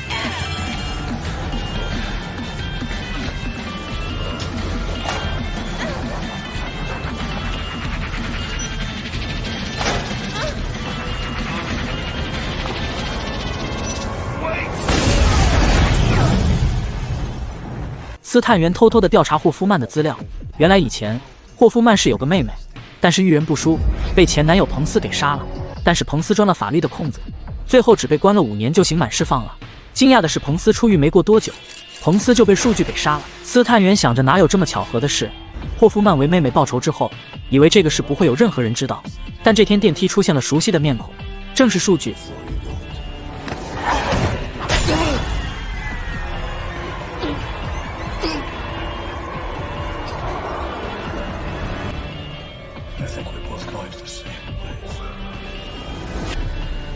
将霍夫曼绑到了自己的老巢。数据知道他的这些小把戏，也明白他的苦衷，但霍夫曼教训人的方式是不对的。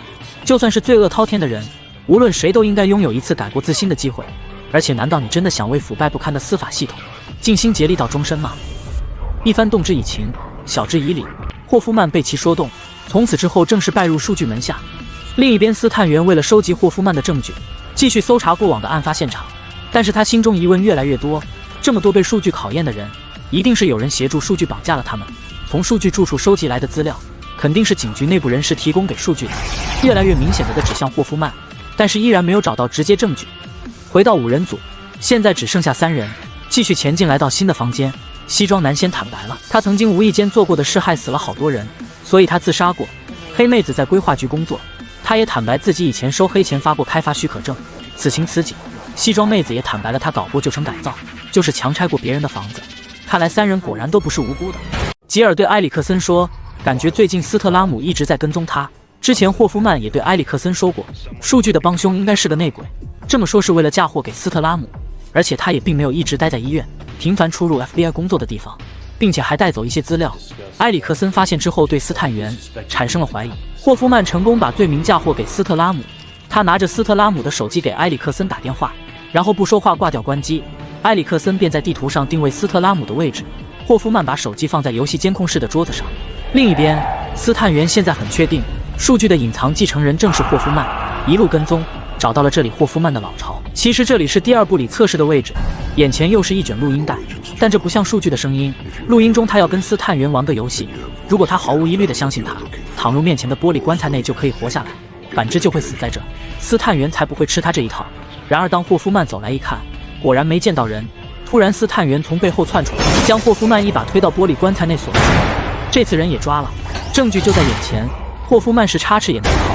然而房间的铁门被锁死了。霍夫曼不紧不慢地指了指落在地上的录音机，斯探员无奈地继续点开听。原来之前已经警告过他不要再追查，追查下去，这里就是他的坟墓。话正说着，两边的墙缓缓压了过来，这个房间的铁墙是活动的，而玻璃棺材也慢慢的倒下去。果然如之前所说，如果他躺进里面，就真的会活下来。之前霍夫曼故意向斯探员的上级举报，他怀疑斯探员就是内鬼，特意在这里留下了上司的照片以及斯探员的手机。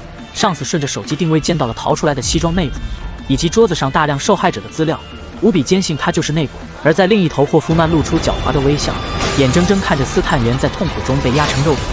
电锯惊魂5的故事到这里就结束了。第5部很多都是回忆的情节，把前几部的某些空白部分都填上了。但是电锯惊魂是一个系列，不看完永远也不能真正的了解剧情，所以希望感兴趣的朋友可以去看一看整个系列。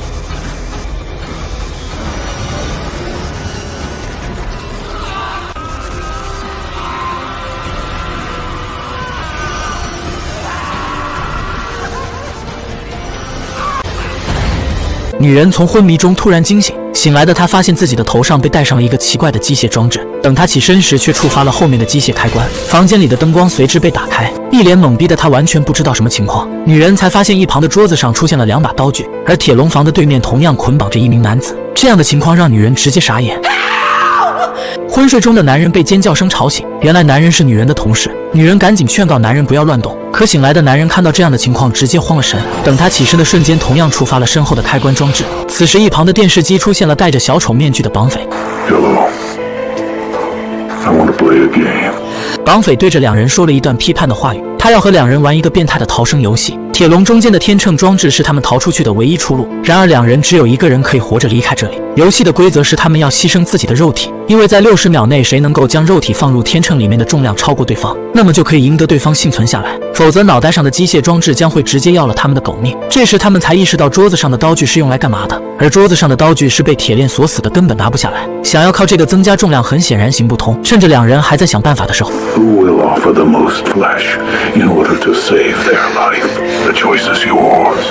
随着60秒的倒计时开始，头上的机械装置被启动，已经开始朝着他们的脑袋钻来。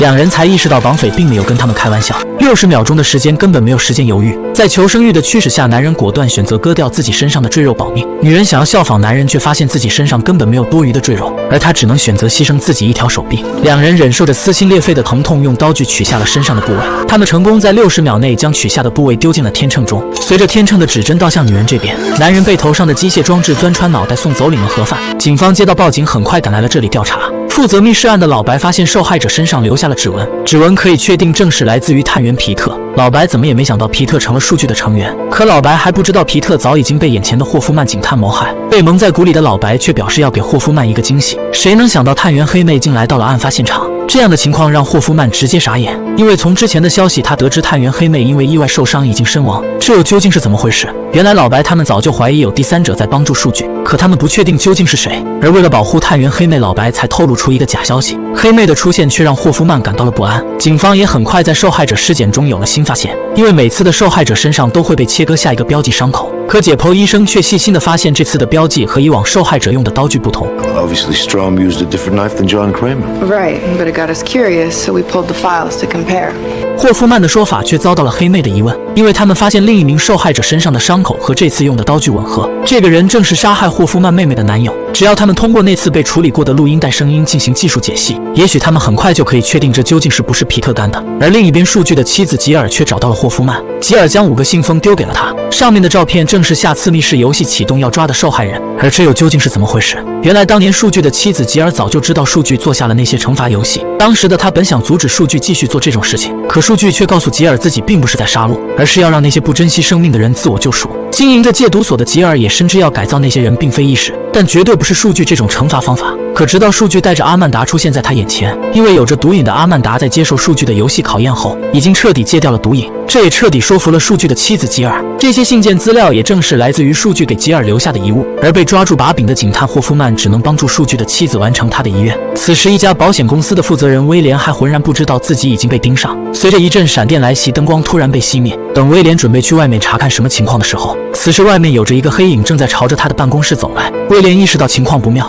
他第一时间找到了柜子里的枪支武器防身，在黑衣人进来之前，他偷偷潜伏到了另一边藏了起来。等黑衣人进来查看情况时，威廉则绕到了黑衣人的身后，想要控制住他。黑衣人转身的瞬间，威廉果断选择了开枪。等他上去查看黑衣人的情况时，才发现他是大厦的安保人员。还没等他搞清楚什么状况，身后一个戴着猪头面具的人出现，偷袭迷晕了他。等他再醒来，发现自己被锁链捆绑了起来。这样的情况让威廉直接傻眼。此时一旁的电视机开始播放着数据的录像。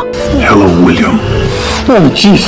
数据说出了自己为何要抓来威廉的原因。原来，作为保险公司的负责人，威廉为了让公司盈利，他带领着团队研究出了一套保险拒赔率高达80%的方法。利用公关和媒体调查，他们会想尽各种办法找到漏洞，让客户得不到赔偿。就算保险人的家庭状况已经根本承受不了这样的经济负担，他们也没有丝毫同情之心，因为他们的眼里只有条款规定和业绩。就连当年患有癌症的数据也深受其害。现在数据要惩罚威廉完成接下来的游戏考验，他四肢上面的机械装置都带着炸弹。接下来他将会面临4次考验，如果没有完成，那么他不仅自身难保，还会害死自己的家人。数据还给他展示了一下炸弹的威力。看到这样的情况，威廉直接傻眼。威廉接下来有60分钟的时间完成接下来的考验，而第一关威廉将要面对另一名挑战者。白发男子因为不珍惜自己的生命被绑架来到了这里，两人只有一个人可以活下来。这次的游戏规则是谁能憋气更长的时间，因为接下来每呼吸一次，他们腹部中间的机械装置将会缩紧，直到其中一人身体被压扁，另一人的枷锁才会打开幸存下来。随着机械装置的启动，游戏开始，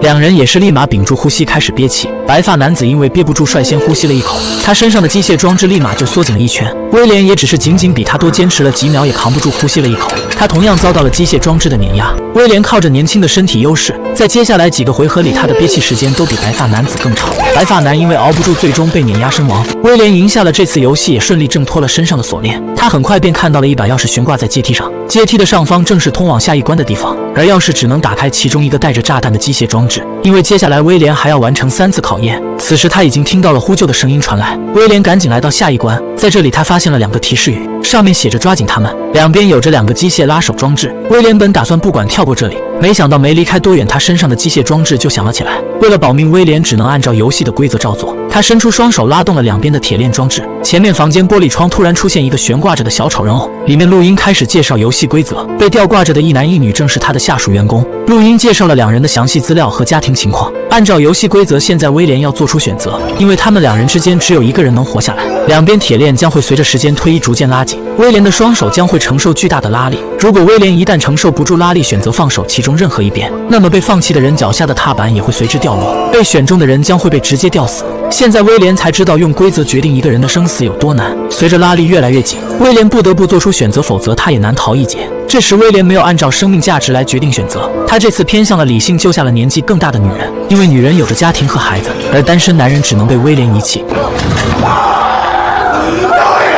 随着脚下的踏板落下，吊挂着的男人瞬间砸向了玻璃窗，领了盒饭。看到这一幕的威廉直接傻了眼，女人也暂时保住了自己的性命。至于女人该如何逃出来，他只能自求多福，因为威廉还要在规定时间完成接下来的考验。威廉在继续下一关之前，他拿到了钥匙，成功解开了手上第2个炸弹机械装置。来到下一关，他才发现这是一间锅炉房，这里充满着滚烫的热气。录音机给下了新的游戏提示，下面被锁住的女人正是威廉的法务顾问，她同样因为帮助威廉做下了那些事情被绑来了这里。接下来他将有90秒钟的时间逃出牢笼离开这里，否则他身上的机械装置将会直接要了他的老命，而只有威廉才能帮他逃出牢笼。随着游戏的开始，女人手上的镣铐被解开，当女人准备逃出来时，却发现通道里充满着滚烫的热气，想要直接闯过去显然行不通。这时威廉才发现一旁出现了线索提示，只要他按下装置的阀门，下面的热气就会被堵住，可代价是威廉自己要承受热气的伤害。经过几番折腾之后，威廉忍受着热气带来的疼痛，成功帮助女人逃到了上方。可最后的线索提示却让女人傻眼，因为打开她身上的那个致命机械装置的钥匙被缝合在了威廉的肚子里，可外面的威廉根本不知道怎么回事。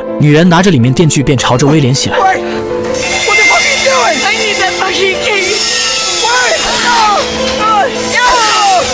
在女人的电锯攻击下，威廉打算求饶，可女人不曾想到此时倒计时已经结束。随着身上的机械装置武器被触发，女人当场被送走，领了盒饭。威廉则顺利拿到了打开炸弹机械装置的钥匙，继续通往了下一关。来到这里，眼前的情况让威廉更加傻眼。被绑架在转椅上的6人正是他们负责挖掘保单漏洞的团队，他们也无一幸免，被绑架来到这里接受惩罚。这次仍然是人性的选择游戏，因为他们6个人之中只有2个人能活下来。而能够决定谁活下来的人仍然是被考验的威廉。一旦这里的转椅停下，那么眼前的枪口装置将会直接开枪。威廉有2次机会选择按下机器按钮，选择救下其中2人。不过按下按钮的同时，威廉的手也将承受机械装置带来的伤害。随着游戏的开始，被绑架在上面的人发出了苦苦哀求，所有人都祈求威廉能够救下自己。可威廉在面对要承受带来的伤害和选择谁活下来犹豫不决。第一个面对枪口的西装男成了炮灰，直接被送走。在第2次停下来的时候，女人赶紧声称自己还有着要照顾的孩子。威廉果断选择按下了按钮，而他自己的手也将承受机械装置带来的伤害。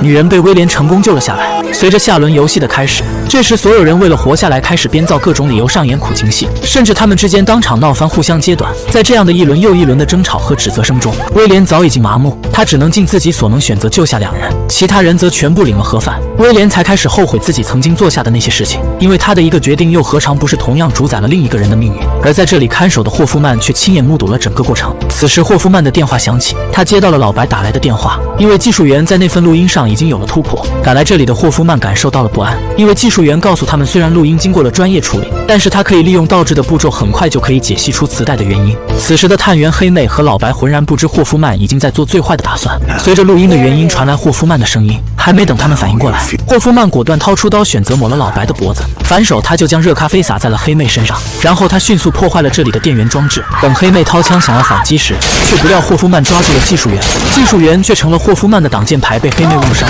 霍夫曼靠着掩体迅速冲到了黑妹眼前，他选择用刀扎进了黑妹的身体。黑妹在连中数刀后当场身亡，狠人霍夫曼瞬间就解决了3人。原来之前的受害者正是霍夫曼靠着皮特留下的那只手完成的栽赃，而这次他要用同样的方法毁尸灭迹。他在现场留下了已经死去皮特的指纹，然后在现场浇上汽油，连同那份录影带一同烧毁。另一边的威廉在最后倒计时结束前成功来到了最后一关。等他来到这里时，左右两边的铁门被打开，一对母子和一个金发女出现在了这里。原来金发女是他的妹妹，他要救的并不是这对母子，而这对母子才意识到眼前的男人正是当年拒赔他们保险的负责人威廉。女人的丈夫因为没有得到保险赔偿无力救治，已经离开了人世。随着数据录像再次播放，威廉才意识到眼前的这对母子才是这次游戏的主角。现在数据同样给了这对母子复仇的机会，他们可以选择原谅威廉，或者选择执行惩罚。因为一旁的开关装置有着开启惩罚威廉的工具。面对威廉的苦苦哀求，善良的女人始终没下去手。可看到眼前这个杀父仇人，男孩果断选择启动按钮，随着头顶上铺满钉子的器械工具朝着威廉身上砸来。此时的威廉被定住，根本动弹不得。更可怕的是，机械工具后面的管体已经有着硫酸流了下来，威廉只能眼睁睁看着自己的下半身被慢慢腐蚀，直到被熔断分离。而另一边的霍夫曼处理完事情，再次回到了监控室。可他没想到的是，自己写给阿曼达的威胁信竟出现在了这里。从这里我们终于知道霍夫曼的这封信究竟提到了什么。原来当年数据妻子的意外，阿曼达也参与了其中，正是他祈求害数据妻子流产的男人去里面偷拿药品。而霍夫曼为了不让数据抓住自己的把柄，所以他写下了这封威胁信，让阿曼达杀死女医生，害死了数据。还没等霍夫曼搞清楚什么状况，数据的妻子却拿着遥控激活了椅子下面的电击装置，霍夫曼很快便电晕了过去。数据的妻子给霍夫曼戴上了当年阿曼达同样的机械装置，这个头罩机械装置正是数据留给妻子的。而数据遗物中还有着霍夫曼不知道的第6份信件，里面的照片却是霍夫曼自己。原来数据早就算到，如果自己死了，他的妻子很可能会遭遇霍夫曼的毒手，因为数据的妻子同样知道霍夫曼的把柄。至于这份威胁信，数据的妻子如何得知，现在无从知晓。 Game over。霍夫曼为了活下来，利用头上的机械装置砸断了自己的手，他成功挣脱了手上捆绑的绳索。为了不被头罩机械装置撕碎，霍夫曼靠着铁窗上护栏成功卡住了机械装置，完全被打开。他强行挣脱了机械头罩子，幸存了下来。步行街的橱窗里，3个人被锁在了电锯前，面对着随时被切割的危险，3人下湿了裤子。女孩一点点往下降离电锯越来越近，情迷心窍的熊二率先发起攻击，把电锯推向了熊大。原来为了救下女孩，2个男人必须杀死对方。情况这么紧张，吃瓜的群众则是看热闹不怕事大，但熊二的力气不如熊大的大，电锯很快就被熊大推了过去。看到熊大实力强大，女孩赶忙表示自己只爱他，要熊大赶忙弄死熊二救自己。原来女孩在同时跟这2个男孩交往，屠夫设计了这个机关惩罚他。听到这里，熊二终于看清了渣女的真面目，心中的愤怒让他爆发出巨大的情绪，骂了句碧池后，一下又把电锯推向了熊大。熊大差点被电锯分割，吓得吃瓜群众里一阵骚动。渣女则是赶忙调转风向跟熊二道歉，说这一切都是被形势所逼，自己一直爱的其实是熊二，更是忘恩负义的让他赶忙杀了熊大。谁知熊二忽然把电锯拉到渣女正下方，他对渣女由爱变成了恨，感觉为了这样一个女人丧命不值得，于是2人决定跟渣女一锯两断。很快渣女下降到了电锯上。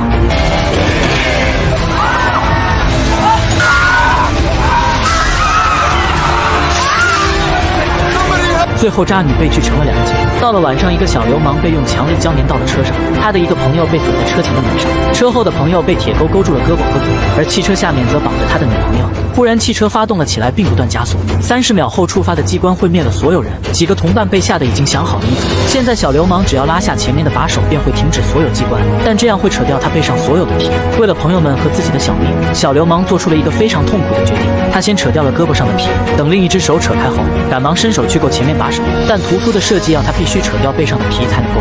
于是小流氓开始扯背上的皮。原来几人都是种族主义者，屠夫设计了这个机关惩罚他们。虽然整个背上也被扯掉了大半，但小流氓依然够不着把手。而此时车速已经到了100，时间则只剩6秒，留给他们的时间不多了。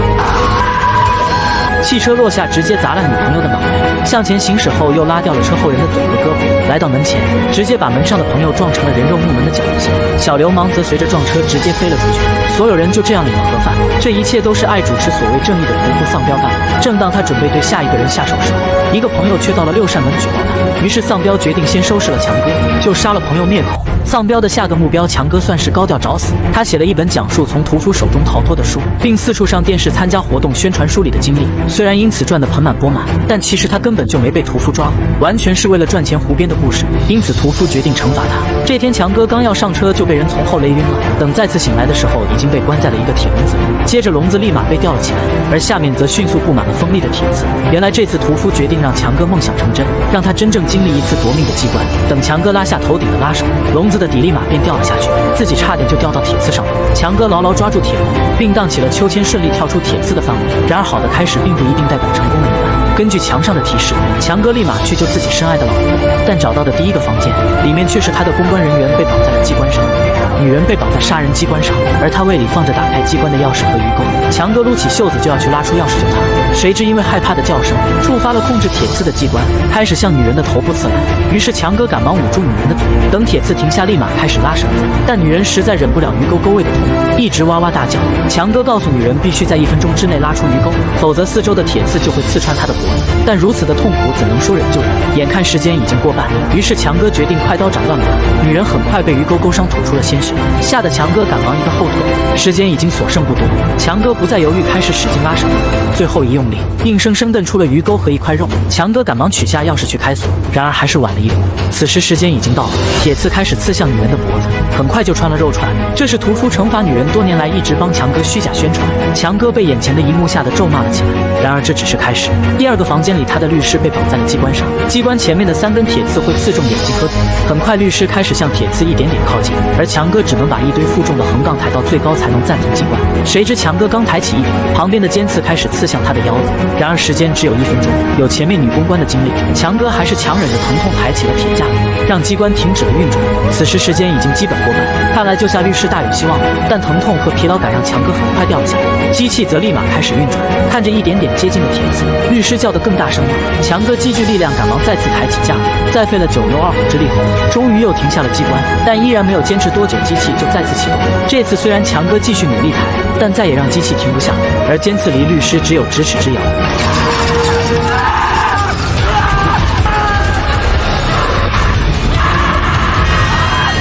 很快律师被串了糖葫芦，这是屠夫对他蒙上双眼说谎赚黑心钱的惩罚。这次强哥已经没有上次那么害怕了，赶忙来到另一个房间，谁知房门立马关上打不开了。等灯亮起才发现这里根本没有地板，而强哥需要指挥蒙着双眼的朋友走过独木桥才能拿到钥匙。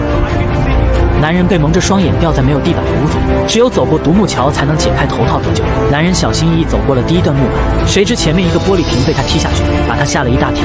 强哥安抚朋友让他继续前进，但等走到第3根木板的时候，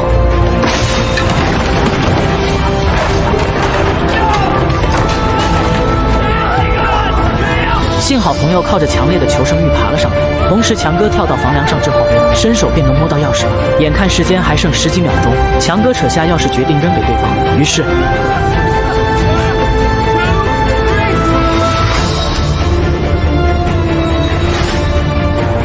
强哥原来是个猪队友。随着时间结束，朋友便被吊了烤鸭。这是屠夫对朋友知道一切罪行却装作什么也不知的惩罚。另一间房子里有个带密码锁的，强哥拿起桌子上的钳子便拔起了它，原来里面关着他的老婆，而门上的密码被屠夫刻在了牙齿上，他需要拔掉才能看到密码。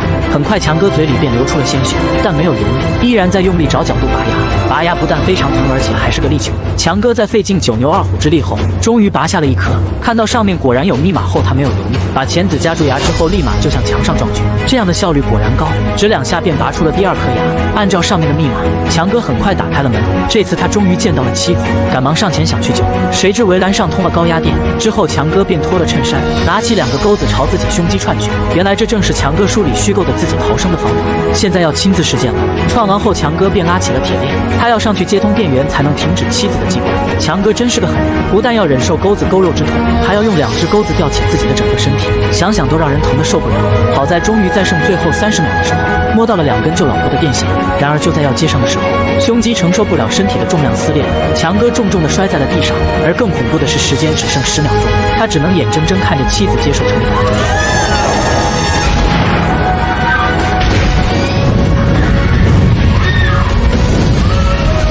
强哥想上去营救，但被电晕了过去，也没能改变什么。最后眼睁睁看着老婆被烤熟，听着惨叫声，强哥瘫倒到了地上。但残忍的惩罚却让我说不出罪有应得。另一边，揭发丧彪罪行的证人被保护了起来。于是丧彪先是在城市里制造爆炸案，吸引大量捕快去到现场，之后藏在裹尸袋内进入了6扇门。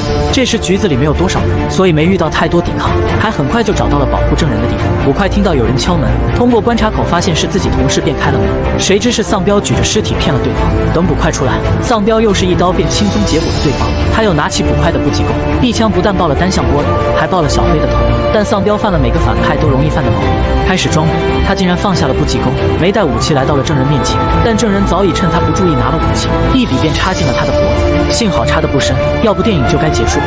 最后丧彪找到了躲起来的证人，一脚踢晕了对方，之后把证人绑在凳子上，给他戴上了著名的杀器，我取名为暴嘴器。它的原理像捕兽器一样，只不过方向是相反的，可以直接把人的嘴爆开。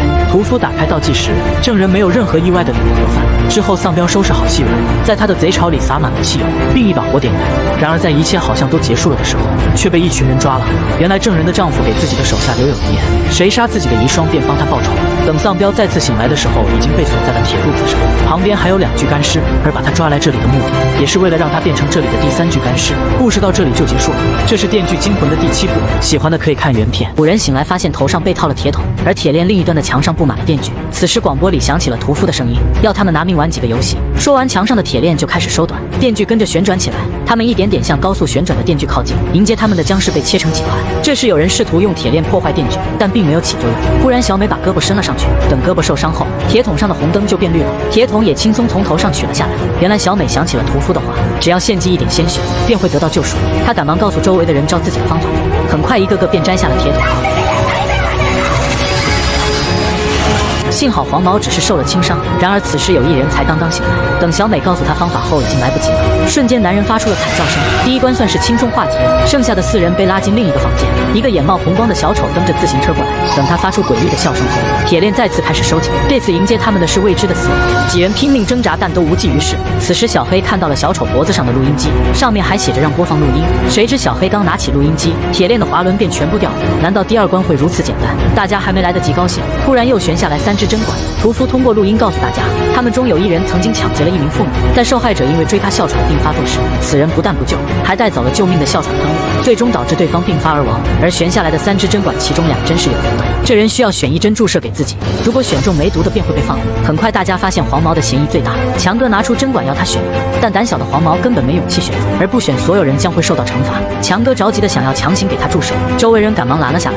黄毛辩解自己只是抢了几欧元而已，死了人不能怪自己。无意中他看到了针筒上的3组数字，其中的3.53正是当年自己抢劫的钱数。此时铁链开始收缩，再不选择所有人会被吊死。很快几人便被吊了起来。此时强哥更加坚定地要强行给黄毛注射，经过几番挣扎，他终于拉住了对方，之后3针一并扎了上去，几人的铁项圈瞬间便松开了。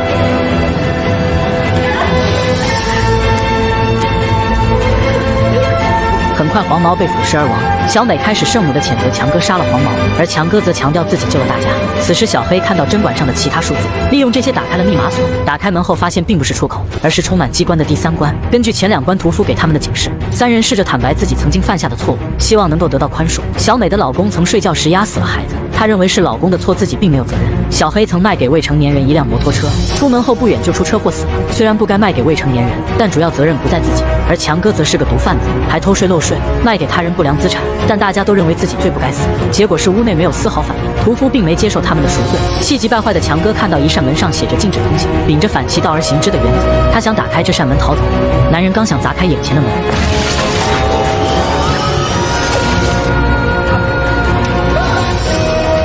强哥想把腿拔出来，谁知钢丝收得更紧了。小美赶快掀开地板，发现下面布满了100多根钢丝和滑轮。小黑在另一边砸烂地板，发现下面也有一个录音机，于是想取出寻找答案，谁知无意中触碰到了钢丝，强哥的腿立马就被勒出了血。之后小黑接着尝试。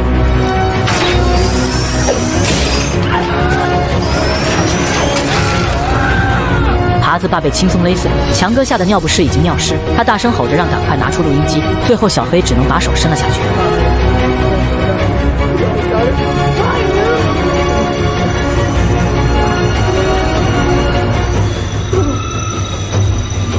还好有惊无险地拿出了录音机，里面说拉下下面的把手便能获得自由。强哥害怕自由的意思是饮恨西北，只能让两人想其他办法救自己。此时旁边谷仓突然打开一扇小门，在里面小美和小黑发现了一只吊着的遥控器，两人赶忙取下，谁知旁边的小门忽然又关了起来，而那是唯一的出口，两人只能按遥控器上的指示按下了播放键。这次小丑拿两人的性命做要挟，要强哥拉下手柄。说完许多粮食便倾泻而下，两人一点点被淹没。他们让强哥赶快拉下把手，听着同伴的求救声，强哥伸出了手。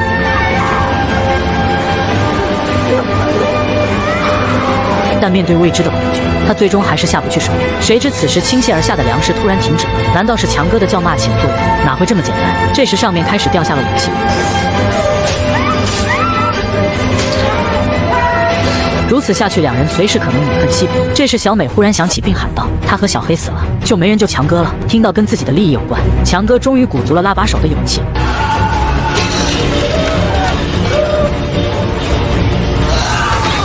他的小腿瞬间被截成了3截，还好谷仓的小门又打开了，小黑和小美得救了。他们刚给强哥包扎好腿，这时旁边的拖拉机灯亮了起来，在里面小黑找到了写着自己名字的录音机，刚按下播放键，隐藏的钢丝绳便吊起了他。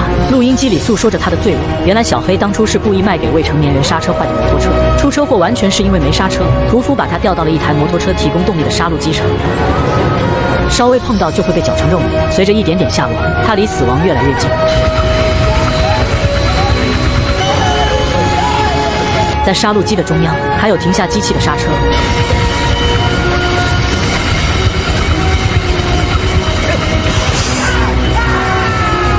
幸好一边的同伴一铁棍停下了摩托，正在以为自己得救时，小黑立马只剩一具骷髅。第5关是对他的审判，而接下来的将是终极审判。最后小美终于撬开了门，但当她从缝隙里钻出来的时候，屠夫此时现身，一针又把她扎晕了过去。等再次醒来，她和强哥都被铁链锁了起来，而屠夫也露出了他的真面目，原来是小美的邻居丧彪。现在他要给两人终极考验。原来强哥在高中时因为打闹，导致3位同学出车祸死亡了，但强哥却不知悔改，还越发猖狂。而小美则更加可恨，原来她和丈夫关系并不好，而且非常讨厌新出生的孩子。随着怨恨的积累，她竟用枕头闷死了孩子，之后放到熟睡丈夫的身边。丈夫以为是自己的无心之失，最后在悔恨和痛苦中选择了自我了结。虽然两人犯下了不可饶恕的罪行，但都没有得到应有的惩罚。现在丧彪决定给两人最后一次机会，他拿出一颗子弹，告诉他们这是通往自由唯一的钥匙，然后放进了猎枪里。究竟该怎么做，全看强哥和小美了。最终小美理解成了要自己杀了强哥。强哥劝她说丧彪并不是这个意思，但为了活命，在犹豫几秒后，小美毅然拿起了猎枪，然后瞄准了眼前经历了一路生死的同伴。此时强哥好像想起了什么，猎枪反向射击，宋小美去了西北。丧彪再一次教她做人，无意中强哥发现了地上有2把钥匙，黄绿2色对应的正是他们脚上锁的颜色。原来丧彪早已把钥匙压进了子弹，并作为他们的终极考验，看是否已经悔改，是否依然做事时损人利己。然而现在后悔已晚，最后两人都变成了干尸。故事到这里就结束了。这是《电锯惊魂》系列的第8部，喜欢的可以去看原片。注意看，这名警员因为在执行任务时不分缘由谋杀了一个男人，利用身份便利，随便找个理由就将此事糊弄了过去，然后被神秘人五花大绑抓来玩游戏。神秘人说，在90秒内水位上升到同导线的位置，如果他扔在水池里，那么将会被施以电刑，他要为自己的行为付出代价。神秘人让他咬下含在嘴里的开关，想要活命的话，必须利用机器来把自己手撕掉。警员狠心一咬牙，游戏也正式开始。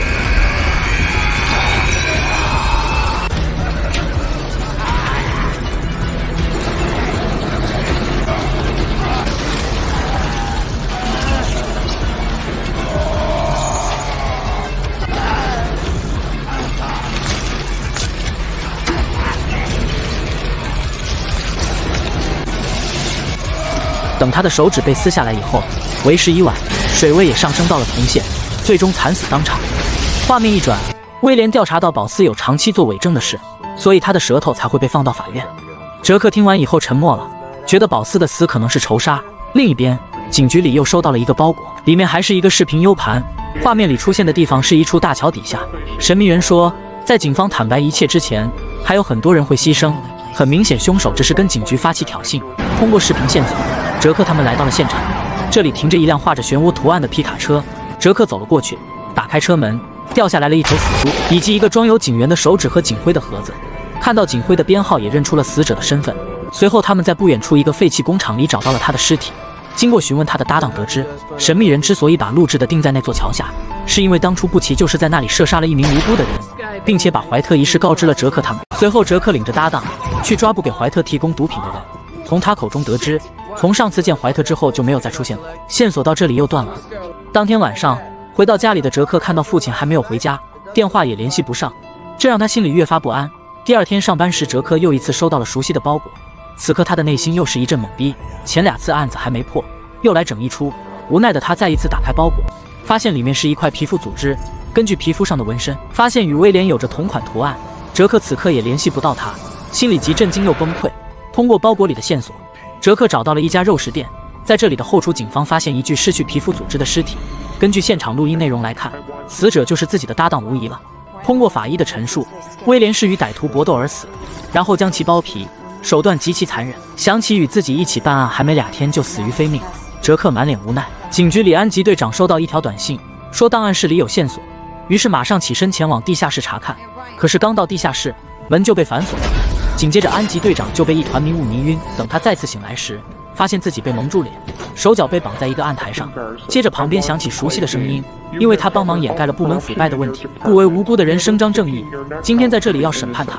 就在哲克为此烦恼之际，他突然收到一条消息，有名交警被一个戴着猪头面具的人袭击了，但只是被捅伤而已。这手法一点不像神秘人的作案风格。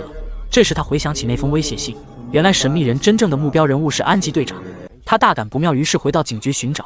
几分钟后，头顶的管道将会流出滚烫的蜡油，防止自己窒息而死的方法就是用脖子下方的刀片切断自己的脊髓。神秘人设计的游戏真是一点活路都不给他。一会滚烫的蜡油就开始从管道里流了出来。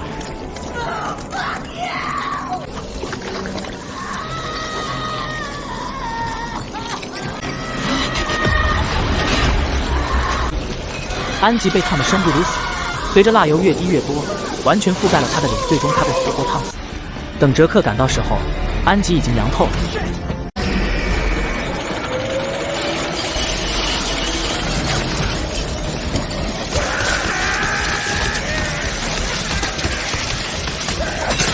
等哲克来到地下室，安吉已经热透了。之后回到警局查看监控时，发现安吉出事的这段视频被删掉了，这很大几率跟警局内部人员有关。好在电脑可以找到系统的访问记录，哲克通过警徽编号访问记录，发现曾经的老搭档彼得也来过。面对警员的疑惑，自己的老爹也有问题，哲克和他干了起来。最近这些案件让他几乎崩溃，于是他立马跑去寻找彼得。到了地方之后一无所获，然后又掏出电话寻找自己的老爹帮助，可也是和彼得一样没有一点反应。哲克刚要返回警局时，却突然被出现的神秘人迷晕带走。另一边，哲克老爹去查凶手的时候也被迷晕。话说这神秘人作案手法堪称一绝，没有一丝漏洞。等他醒来时，发现彼得就被吊在旁边，然后质问他是不是入侵了警局的电脑，还杀了安吉，并且删除了监控。彼得听得一头雾水。这时哲克找到了一个录音带，里面是神秘人对彼得的审判。由于之前他杀害过目击证人，所以他要接受惩罚，想要活命就得用钥匙打开锁链，同时旁边会飞出玻璃碎片。很快机关开始运转。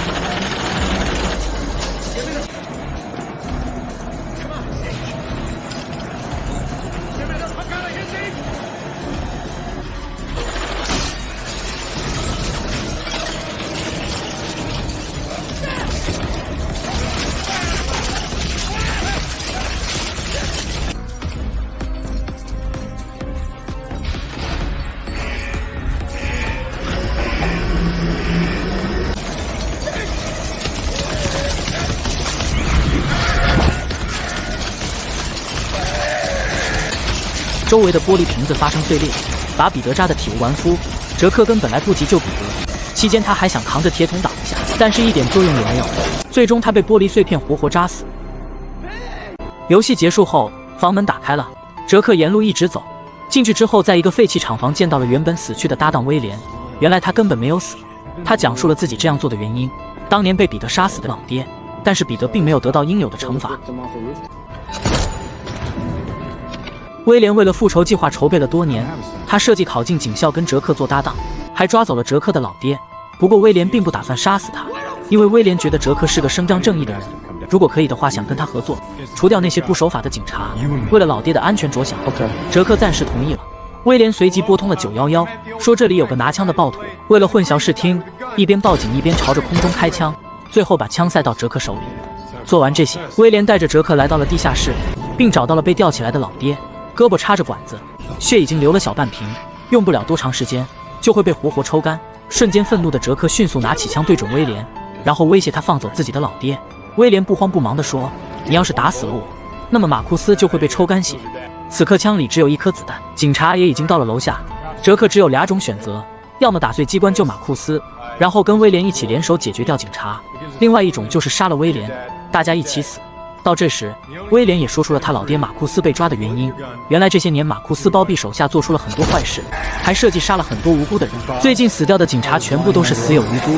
哲克没办法，只能选择打碎机关解救老爹。这声枪响也引起了外面警察的注意，威廉准备找机会逃跑。哲克以为救下了老爹就安全了，然后起身就去追威廉，将他按在地上一顿暴揍。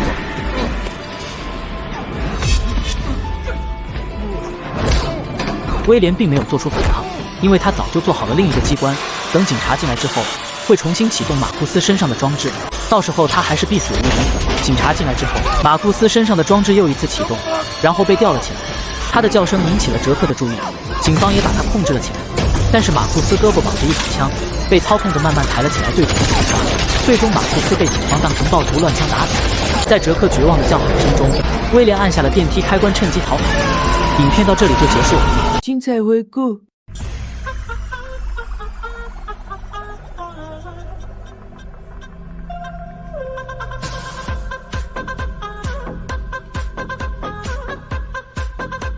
Could be worse. Not that bad. For me, it's all about perspective. It's what you make of it.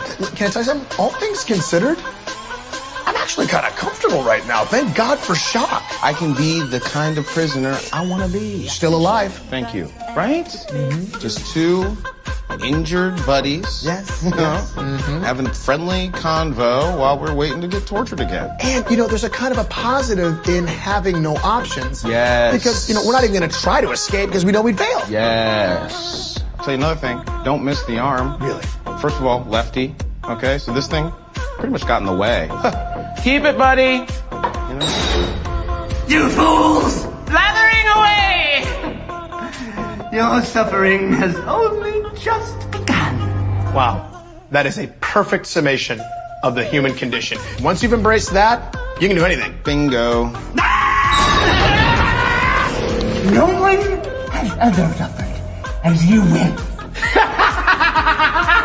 You love your work, and that kind of a positive attitude, quite frankly, is contagious. It is. We'll see how positive you're feeling after I cover your body in gasoline and set you on fire. You know what? It's amazing that you would say that because I was just thinking it's getting a little chilly in here.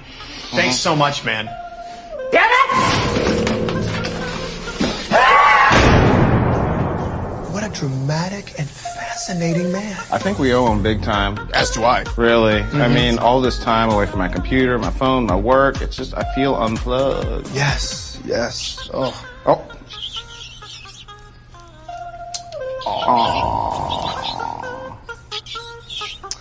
Circle of life? Nazaquenya. You know, I can't really feel anything anyway, so you help yourself, buddy.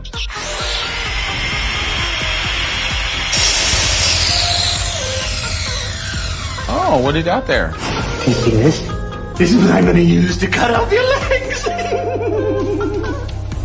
Finally! That's a great saw. I'm a home improvement guy, and I know my saws, and I gotta tell you, if you're cutting off legs, that is the way to go. That's the one? That is definitely the one. Good on you. Why are you doing this to me? You're making me crazy! Whoa, whoa, whoa, whoa. Somebody needs a day off. We, of all people, should know how hard he works. Make it stop! This is torture! No! 感谢观看，喜欢的话3连加关注哦，感谢您的支持。